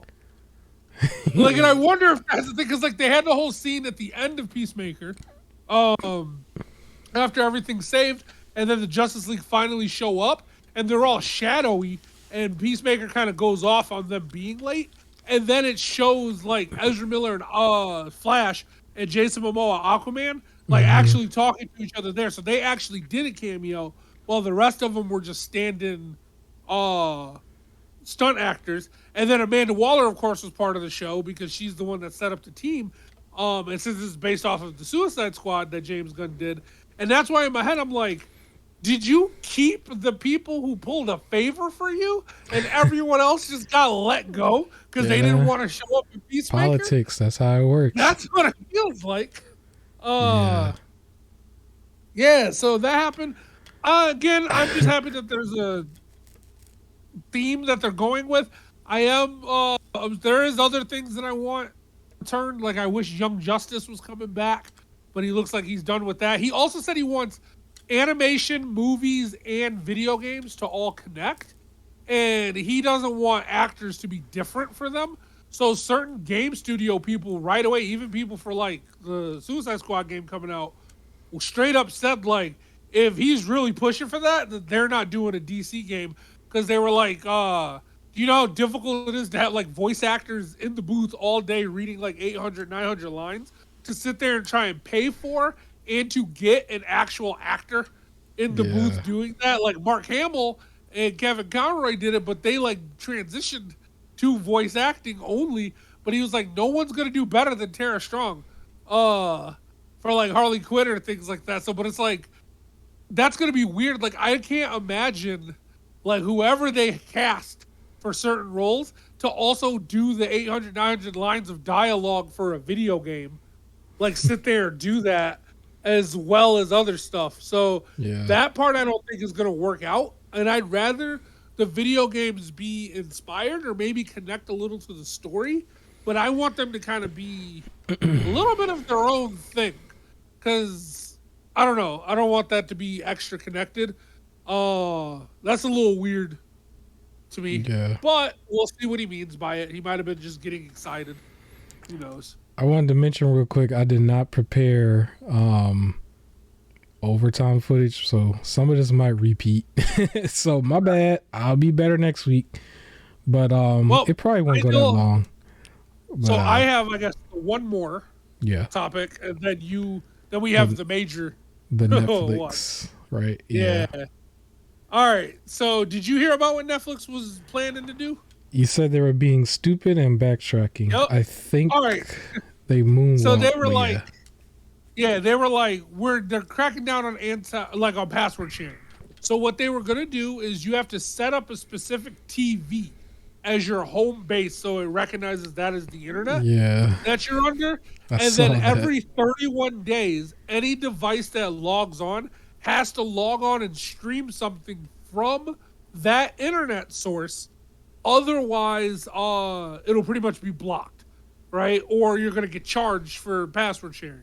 So they didn't answer my question. I had sent a question asking like, okay, I sometimes would watch Netflix off of my office computer, especially if it was easier to just work on my laptop. People still got more than one place of residence. Like there are people out there like that. There's that. And then matter of fact, certain actors straight up said, so if they get casted to do a role for a Netflix movie, so they got to leave home for 2 months, they can't watch Netflix like while they're gone because Netflix hired them and won't let them log in. So there was that. And then other people brought up the fact that it was like students who like they pay for Netflix from home, but then they're living on campus so they can only watch on their laptop, and if they can't go back home because they're from out of state, now they just can't watch anything anymore. Like this is all dumb, is what they brought up. And now Netflix is like, our bad. That wasn't supposed to be posted on the website. That's just for our Costa Rica. The companies be always saying that when they know they messed up. That's the funny part. So I've already decided I'm actually canceling my Netflix. Okay. So I had it, and if they're going to keep bouncing around with this idea, or they're trying to find a way to anti-password, which here's the thing. When they first started, they tweeted up a storm, love is sharing your Netflix password, is what they would say. And now they're going up in price. They're charging you for if you shared or if you like cut with people and things like that. But like all of that stuff, and it's like, you know what? I don't even want to bother giving you my money. I have a PC and I have other means of like seeing stuff, and I have other streaming services. But I've already seen people talk about that too. I saw memes of that where everybody was talking about, well, we going back to Pirate Bay. Yeah, that's what people were saying. I only did this because now that I had like a regular job, I wasn't a broke like college kid and things like that. I was like, you know what? I understand like if it's an emergency thing, other people could like get it by other means, but I'll do the responsible thing because I have it, and I'll go against my better judgment, and I'll be that person who's like, okay, I'll pay for it, and then somebody else could use it if they want because they don't want to get it by other means. So now I made it easier on them. Right, so it was like that's fine, and I shared it with like one other, with my brother, and it was like, okay, we're good. whatever. And now that they want to do this, it's like, well, then I don't need you anymore. I barely watch anything on there anyways. Yeah, that's what people and I saying. can go back and get things. So, that's it. Like, it's just like, no, if you're gonna keep bouncing this idea around, then you don't need money from me. I'll stick to my other streaming services. And then if they want to get crazy too, I'll do the same. I'll go back. Let's be honest. I get all I need. That's the thing too, because even in the gaming space, where more and more people are getting gaming PCs and stuff, like there's going to be two things that's going to happen. They're going to start getting movies and music and stuff like for free again, right? Yep. And then they're also going to do the same thing for the games. All the stuff that people are trying to like, you know, where it looks like you're shortchanging the consumer a little bit and you're doing too much when it comes to DLC. I've seen some websites where when the DLC updates, that website updates, or when the patch updates, they update, and you could download the next thing. So people are just gonna do it. They just gonna do it, and it's gonna be their fault. And the thing is that's the other thing. Like I said before, not everyone will. Yeah. As long as they don't feel like they're being cheated. Like there's gonna be just some people who do that anyways. But then other people who don't feel like they're being cheated, if they have it, they're like, you know what? I'll just do it. Like, I'll just pay whatever. They don't care. But as soon as you're going to start feeling cheated, you're like, well, I don't need you. I can get it by other means. I was being nice to you. So, and that's what happened here. Like, I don't need Netflix. I was being nice to you by doing this. Like, paying when I wasn't even on there like that. So now it's like, okay, we're done. Like, that's what I thought. I was like, we're just done. We're done. It's over. So goodbye. They're gonna regret it.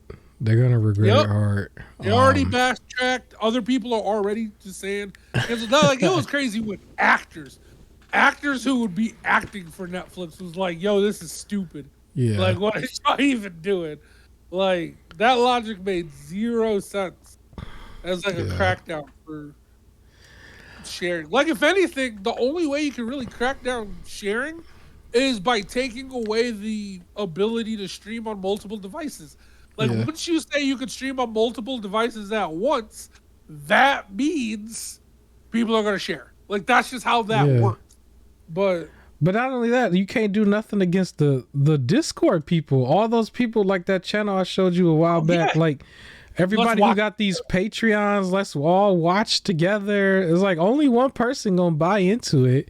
Everybody else is gonna crowdfund back to that person, so that person's probably getting a like a profit if it's their Patreon thing, and they advertise we're watching this and then we're gonna watch this. And I always was sitting there like, hey, something about this ain't right. But okay. But so more people still gonna do that. There's gonna be people who take advantage of that heavily, because you can't do nothing. What are you gonna do? They're gonna be right there, and they're gonna have their own private chat, their own private server, their own private streaming thing, and they're gonna stream that whole thing. You know. Last topic. Has this been negative this whole time? Does it feel like it's been negative? I don't know. Maybe it has. To me, it kind of does. I'm having a good time. I'm having a good time. It's just I feel like every last piece of information is all negative. Royal Rumble was good. Well, the Royal Rumble was probably good. Positive about the James Gunn DC outlook. Like, I had my little bits of negatives, but I was positive about it. The very last thing, so it's 2 in 1. So yes, it is about The Last of Us, the next update of the next show. Real quick, I guess I'll say RIP to the actress who played the original Tess from the game. I think she passed away from cancer related. So she passed away either right after or right before this episode came out. But Last of Us 3, Last of Us episode 3 though. This particular episode I did not like. I don't have to say it's too bad, but you go ahead. You can go ahead. But okay. One, it was vastly overhyped. Is how I felt. Like, I even had to ask somebody who watched it. Originally, I was like, yo, all I keep seeing is greatest episode ever. and all this other stuff. And I'm like, is it really? And he was like, nah, it was an okay episode. I liked it. That's how he put it. And I was like, okay. So I watched it, and I didn't think it was anything inherently like terrible. Personally, I felt like it was one of your like really build up backstory, try to be emotional, make everything feel sad episode. By no means will it be labeled ever as the best. Like out of 3 episodes, it's like at first in my head I was like, out of 3 episodes, it's easy to label something as the best. And Yeah. out of 3 episodes, this was not the best one. Like Yeah. out of like the 3, it was not. And then I do have for a comparison for it really quick. It reminds me.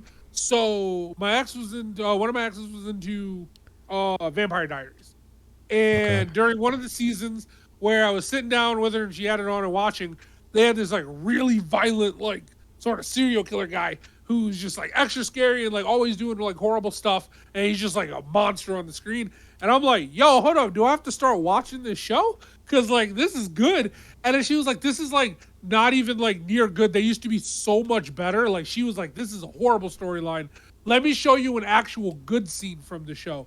And she pulls up a scene from like 3 seasons prior where, well, I guess one character died and his friend was like at a campfire like talking about how much he misses him while the ghost was there listening.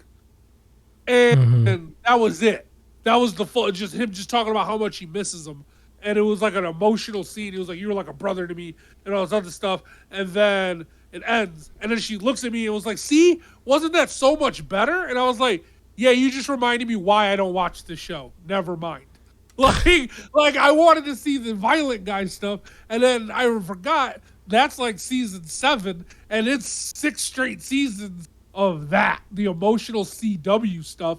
And I feel like this Last of Us episode was a very emotional CW episode, and it's that fan base that really likes the emotional stuff vastly overhyped it, along with, of course, woke culture and all that stuff. But I take it as like just they were really overhyping it, and I was just like, it was an okay episode. Like it was not the best. Now I'll let you go.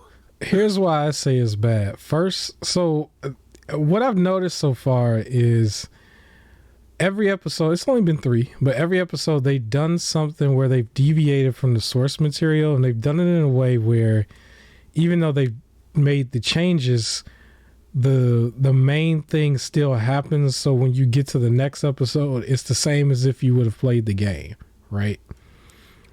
This particular time, they took the whole episode to focus on this relationship that was completely irrelevant. Because once you got to the end, you were never going to see Bill ever again anyway. You was never going to see him again. Whether or not he was dead or alive. In the game, he was alive when you left him. But it was completely useless. And the main thing that I was mad about, because I know what happened in the game at this point, and it was the main thing that I was watching this whole series for, and they completely skipped it. What happens in the game is you see Bill, right? And then Bill, and you as in Joel, Bill and Ellie go through the school area because you had to pick up an item that you needed to make the car work. They just kind of went to the car and it just worked. Kind of. They got the stuff they needed.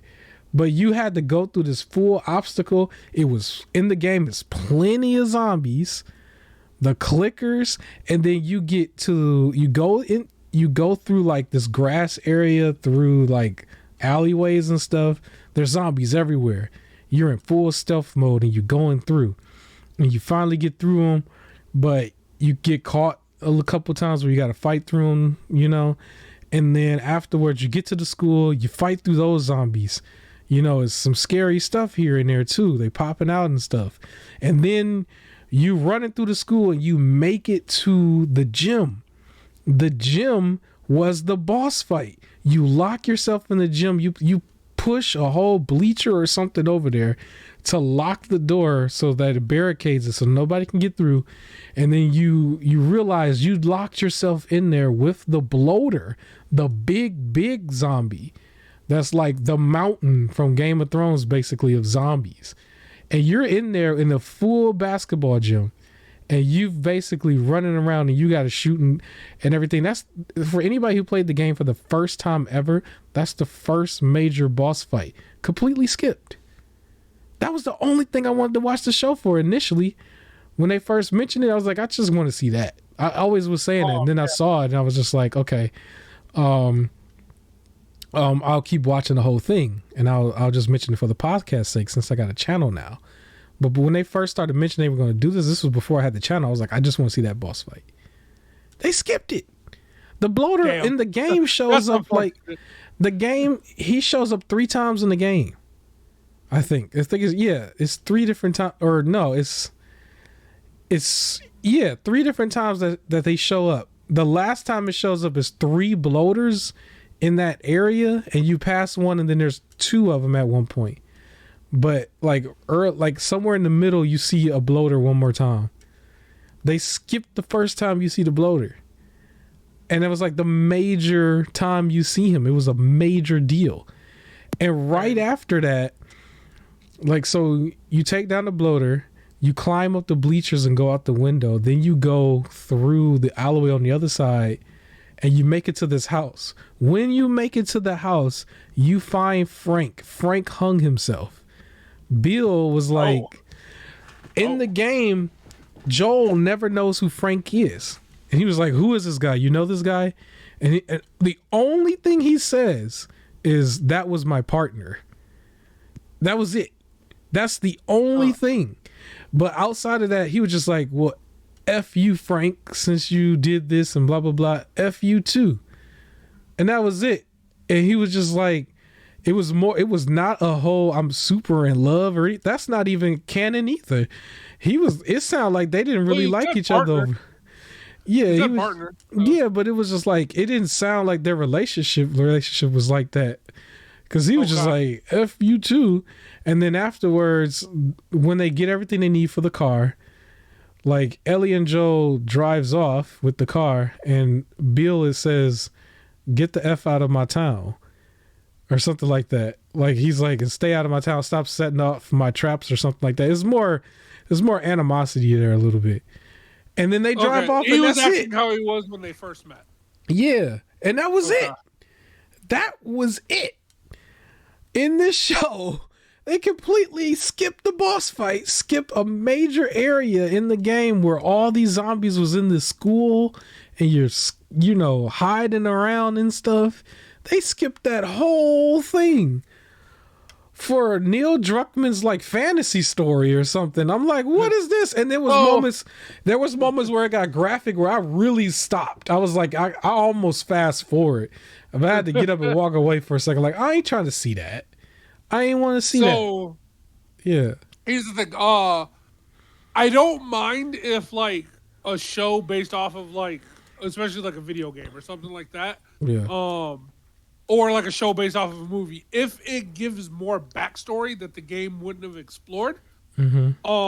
I don't mind that. I also don't mind if certain things, like little things, are skipped or rewritten that were too video gamey, right? Yeah. Like, for example, if they were to do a movie based off of specifically, was it Resident Evil 6? Yeah. We don't necessarily need the pig thing like constantly reforming as you run around in a circle looking for pieces of the wrestling moves. Like you don't necessarily need that. It's a little too video gamey where there's a way that you can rewrite or skip to that. I don't think you can skip a boss fight. Like I feel like even if they wanted to give a more detailed backstory for Bill and Frank and sure whatever, I feel like you still need that bloater boss fight in here. Like you can't skip. That's a major thing. Now in the promotional material they did flash the bloater, so I'm sure he's going to show up later on. But anybody who's played this game, you already know, like when you first encounter the bloater, you take him down easily with the Molotovs. He's very, very like Like fire is super effective, basically, is what I'm trying to say. But when you first play, sometimes you make it to that gym without it. And so you burn through all of your resources. And remember, this is like one of those survival games where you need all the resources you can get. The other resources is like in the locker room area that was on the side where he busts out of. You got to corner yourself over there and pick up everything real quick if you ran out of resources, and then run back out into the open gym area before you're cornered. The bloater fights in the game is an instant kill if you get within like 2-3 feet of them. It's not your health goes down. It's instant kill. One hit kill each time. Okay. And so like it was a big deal. Like if you like later on in the game, you get more items and stuff when, you know, Molotovs, you get more fire items. You even get a flamethrower. So those bloater fights become easier the next 2-3 times that you see them. There is one time where you're in a damp room where there's water all over the ground. So they did it on purpose to make the fire moves not as effective as needed, because they know you caught on by the end. That's like the last time you fight them, right? Dang. And it's like before that though, the first time, obviously every time you play the game going forward, you're gonna always know I need to save this, because when I get to that point, you know, that's what's going to take them down. And so it's like it's only that initial time where it really is impactful, you know, and they completely skipped that. That was very important to anybody who played that game for the first time ever, because you'll never get that impact ever again when it comes to this. So that's what made me upset, because first of all, that was the only reason I wanted to watch from the very beginning, and they skipped a whole major section. Yeah, that's upsetting. And then you replace it with, you don't even replace it with action and more zombies, or you were like, man, what with the Notebook? Yeah. Like that's what you replaced it with. There was a point you made before we started recording too, where you said it, like when it was like, was it the best episode? And it's like there was no zombies in a zombie game or like zombie show, like, so of course it's not the best episode. Yeah. And I remember episodes like this. Mm-hmm. An episode like this is what actually made me stop watching The Walking Dead. It was an episode where it was Daryl and like one of the younger ones, and they got lost from the rest of the group. Yeah, they was walking and talking the whole episode. Yeah, brother, sister, heart to heart with the moonshine and everything. The whole episode too. Was the final episode of The Walking Dead I watched. I saw that and I said, I have no desire to see the next episode. I'm done. And that was the last episode I've seen. So I saw the clip with Negan, but I didn't watch that episode. That was the final episode I watched. And I was like, I don't care anymore about the show. So I could see this, like, when it's a zombie about, like, you know, him over here, like, I want to have dinner dates and things like that. It was like, my guy, it's an apocalypse. Like, y'all have so many resources. Yeah. What? Chill. Yeah. Should have sent him on his way. The Negan reveal episode was a top tier episode. I do remember that one. Oh, I bet. Didn't get there. But with this one, like, they still made the type of change where even though they made their changes, once you get to the next episode, it's the same as the game, because going forward, they're in their car. They're in his car. They pulled off with the car and they're leaving. That was what happened when you get to the next chapter. But what happened in the game, he was still alive. Frank hung himself. And he was just like, get out of my town. And while they're in the car, basically Ellie steals like some of his extra stuff. And Joel's like, why did you steal that or whatever? And she was just like, they were just kind of like joking around in the car or whatever. And yeah, we all knew that he was still like he's still in the dudes and stuff. But it wasn't like that relationship was not this super long love story like that. We never got a story in the game where it was like it took place over the course of 3 years and like it was just like, come on. It's still a zombie show. Yeah. Like what I said. And now that like when I see the liberties that were taken with this, that lets me know second season is about to be trash. That's what it lets me know. Because that's where it was in the game. That like they did that stuff in the game, and that's what made people turn off to it. So now that lets me know, like, if they were going there with the actual game for Last of Us 2, they really gonna go there in the show. It's like, yo, what are we doing?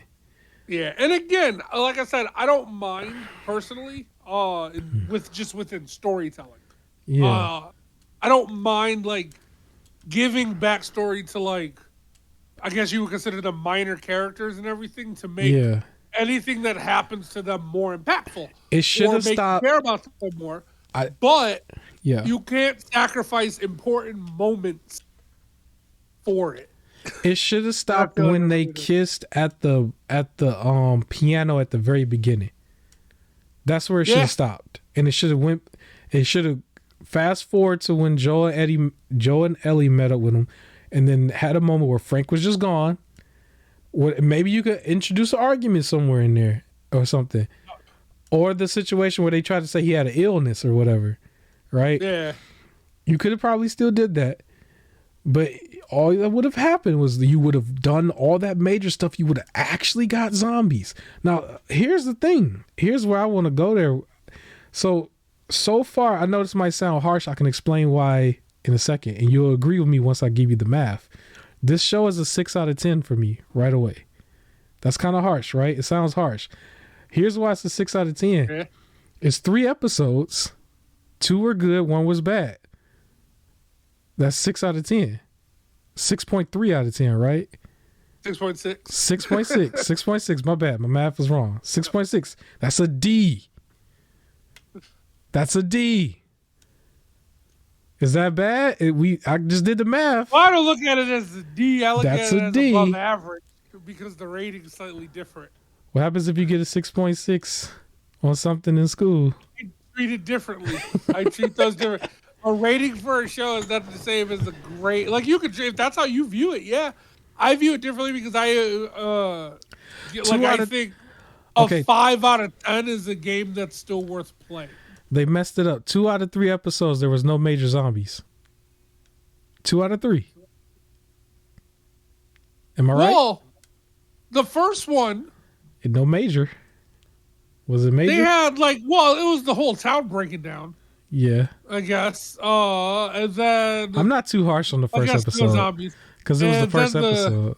But third one had, the one under rubble, and then the one you pointed out with the earlier with the trap outside the little gate that I completely missed. Hit with the trap. You got hit with the I trap. completely missed that one. It was on the CCTV thing where he was just looking at his thing for. It was a split-second thing, but it was there for about 30 seconds to a minute. It's like, I'm not being harsh. 3 episodes with those zombies. I'm not being harsh on the show on purpose. I'm just saying, just by the math on paper, I'm like, this is a zombie apocalypse game show, and 2 episodes out of the 3, you didn't show the major ones, which was the clickers. Of course, I know you weren't going to show the bloater right away, but this was where you were supposed to show the bloater. Yeah. And I was mad because I know there's more events that happen and you don't see the bloater until a little bit later on. But remember, this is a 9-episode show and you wasted like a full episode on something that was so irrelevant. Yeah. It's only 9 episodes. That was irrelevant. So I was upset with it from somebody who played the game. And I'm a little bit more passionate for the first game because I really liked it. And it was one of the games that made me go from casual to hardcore, kinda. I still don't know. Channel and everything, I still don't know if I consider myself hardcore because I'm not in these Twitter streets and I'm not saying some of the stuff that I've seen in my own comment section to people. So, yeah. But still, like, I went from casual to more than casual enough based on the first game, and I still put it as like a top game overall that I think a lot of people should play. The first one, not the second one. But it's just But Like it does the sound like a lot of your issues here are your issues with the second one, where the focus is not on the zombies or the main yeah. character. Like like it should still be Even on the zombies, right? Like everything yeah. should like everything should feel like a pending doom. And I guess nothing in that episode, like they felt safe the whole Yeah. time. Matter of fact, the first time they were hit with raiders was after Joel told them watch out for raiders. Yeah, it was like They didn't have way to worry later. about raiders for But 3 straight years. Like he was just, it was just he was safe, and like it would I have don't know made if you you thought that know, it would have made you thought that he bought the Raiders because they always keep telling you every so often that Joel and Tess are not good people. You remember that? They Yup. always go there. And so it almost sounded like they probably could have, like he never came to that conclusion. I would have came to that conclusion if you was in peace for 3 years and that's the only person that knew where you were. And then as soon as he left, that's when they came. Yep. But they didn't go there. They didn't question that at all. I was like, that to me was a kind of a design flaw, a writer flaw almost, because that's the logic I would have went with.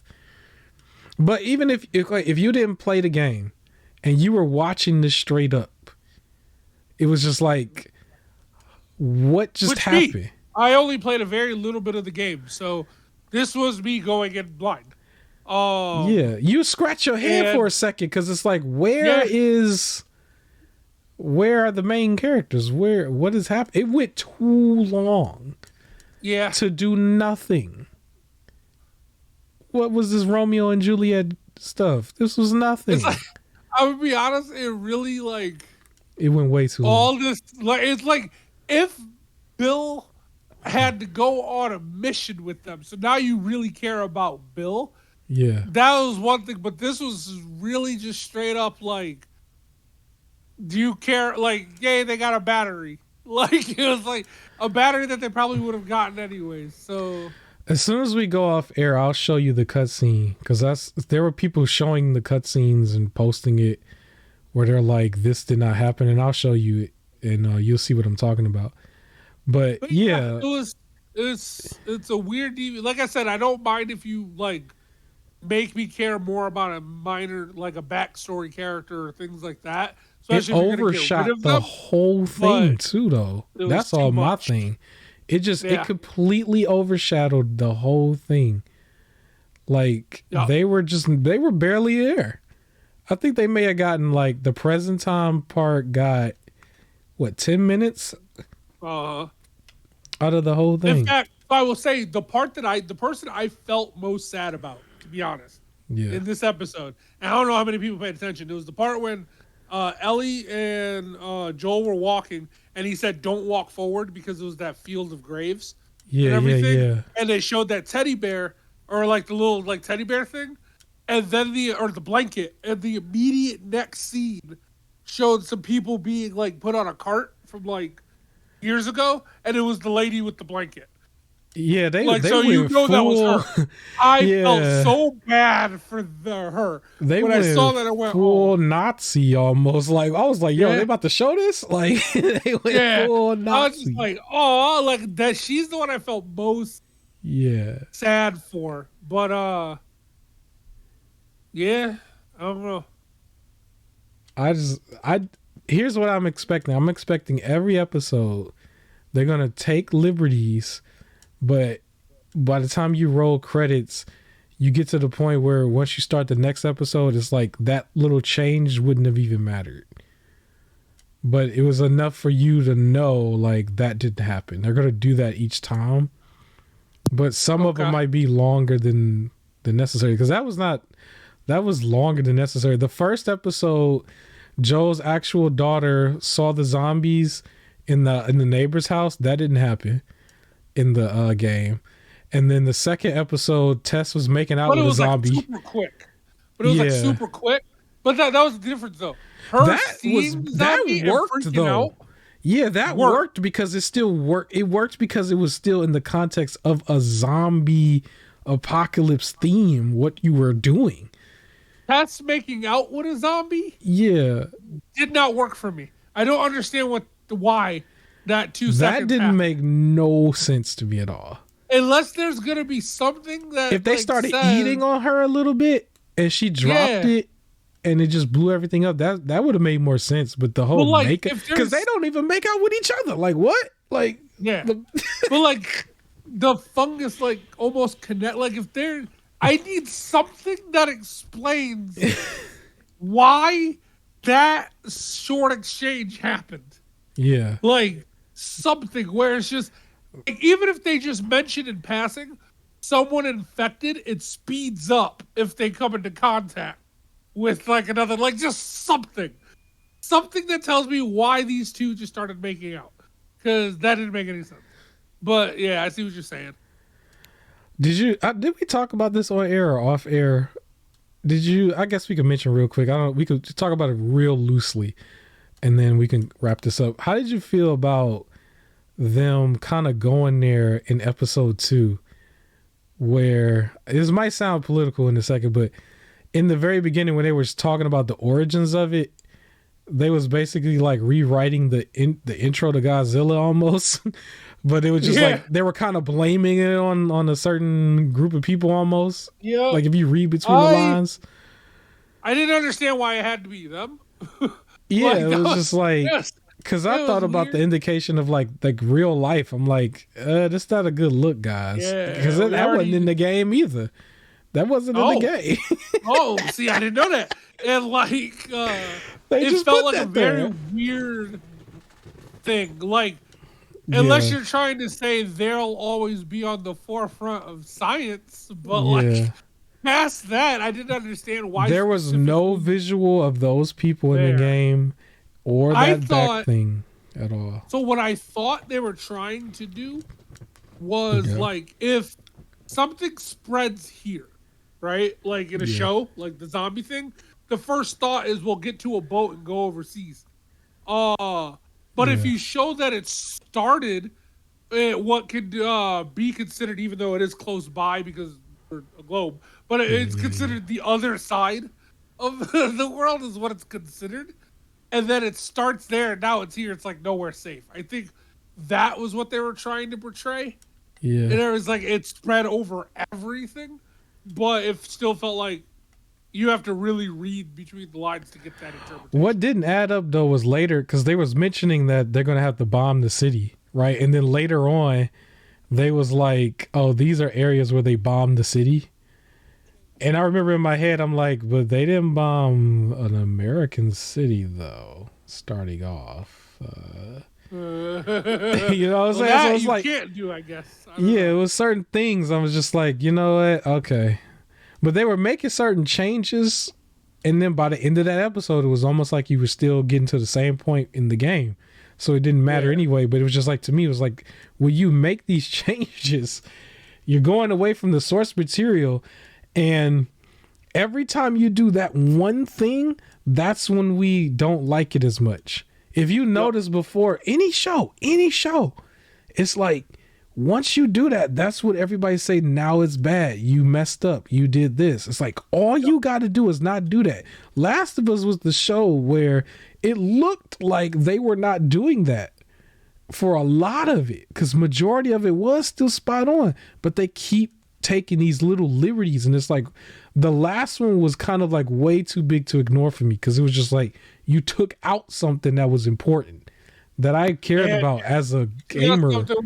And it took 40-something minutes of but at the same time, if you didn't play the game at all, that was useless. And it was like, for what? It was useless. That was useless. Neil Druckmann, you can just go buy you know what. But that's all I got, man. That's all. Any last words? I don't know. Any last words on this? Let's hope the next episode is better. As of this recording, it's going to drop tonight. As of this coming out, it's going to drop Sunday night. So we'll see. It'll get better. I better see that. I better see that bloater in episode 4.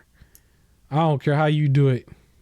Don't be waiting like episode 6 or something. You got 9 episodes. Just make them stop at the school by themselves for some reason. I don't know why, but like, he needs to show up. Maybe it was Ellie's old school or something. No, I don't know. Because she doesn't know how stuff works. Never mind. Yeah. Oh, I'll figure it out. But yeah, I'll do better next week. I'll have at least, I'm gonna start having 3 hours worth of footage so it doesn't replay. And yeah, so that's my bad on me. I should have had at least 2.5 hours, but we went almost a full 2 hours and 45 minutes. So yeah, that's all I got for you here. Like, comment, share, subscribe. Thank you so much. Yeah, and what do I say? Watch the back of your ears. Yes. Do not deviate from source material that much. That is a no-no. That goes for everything going forward, every other show going forward. You know what I'm saying? Even the Super Mario movie, we haven't talked about the Mario movie in a while. Like, well, they deviated already enough. They took the whole voice off. So, all right.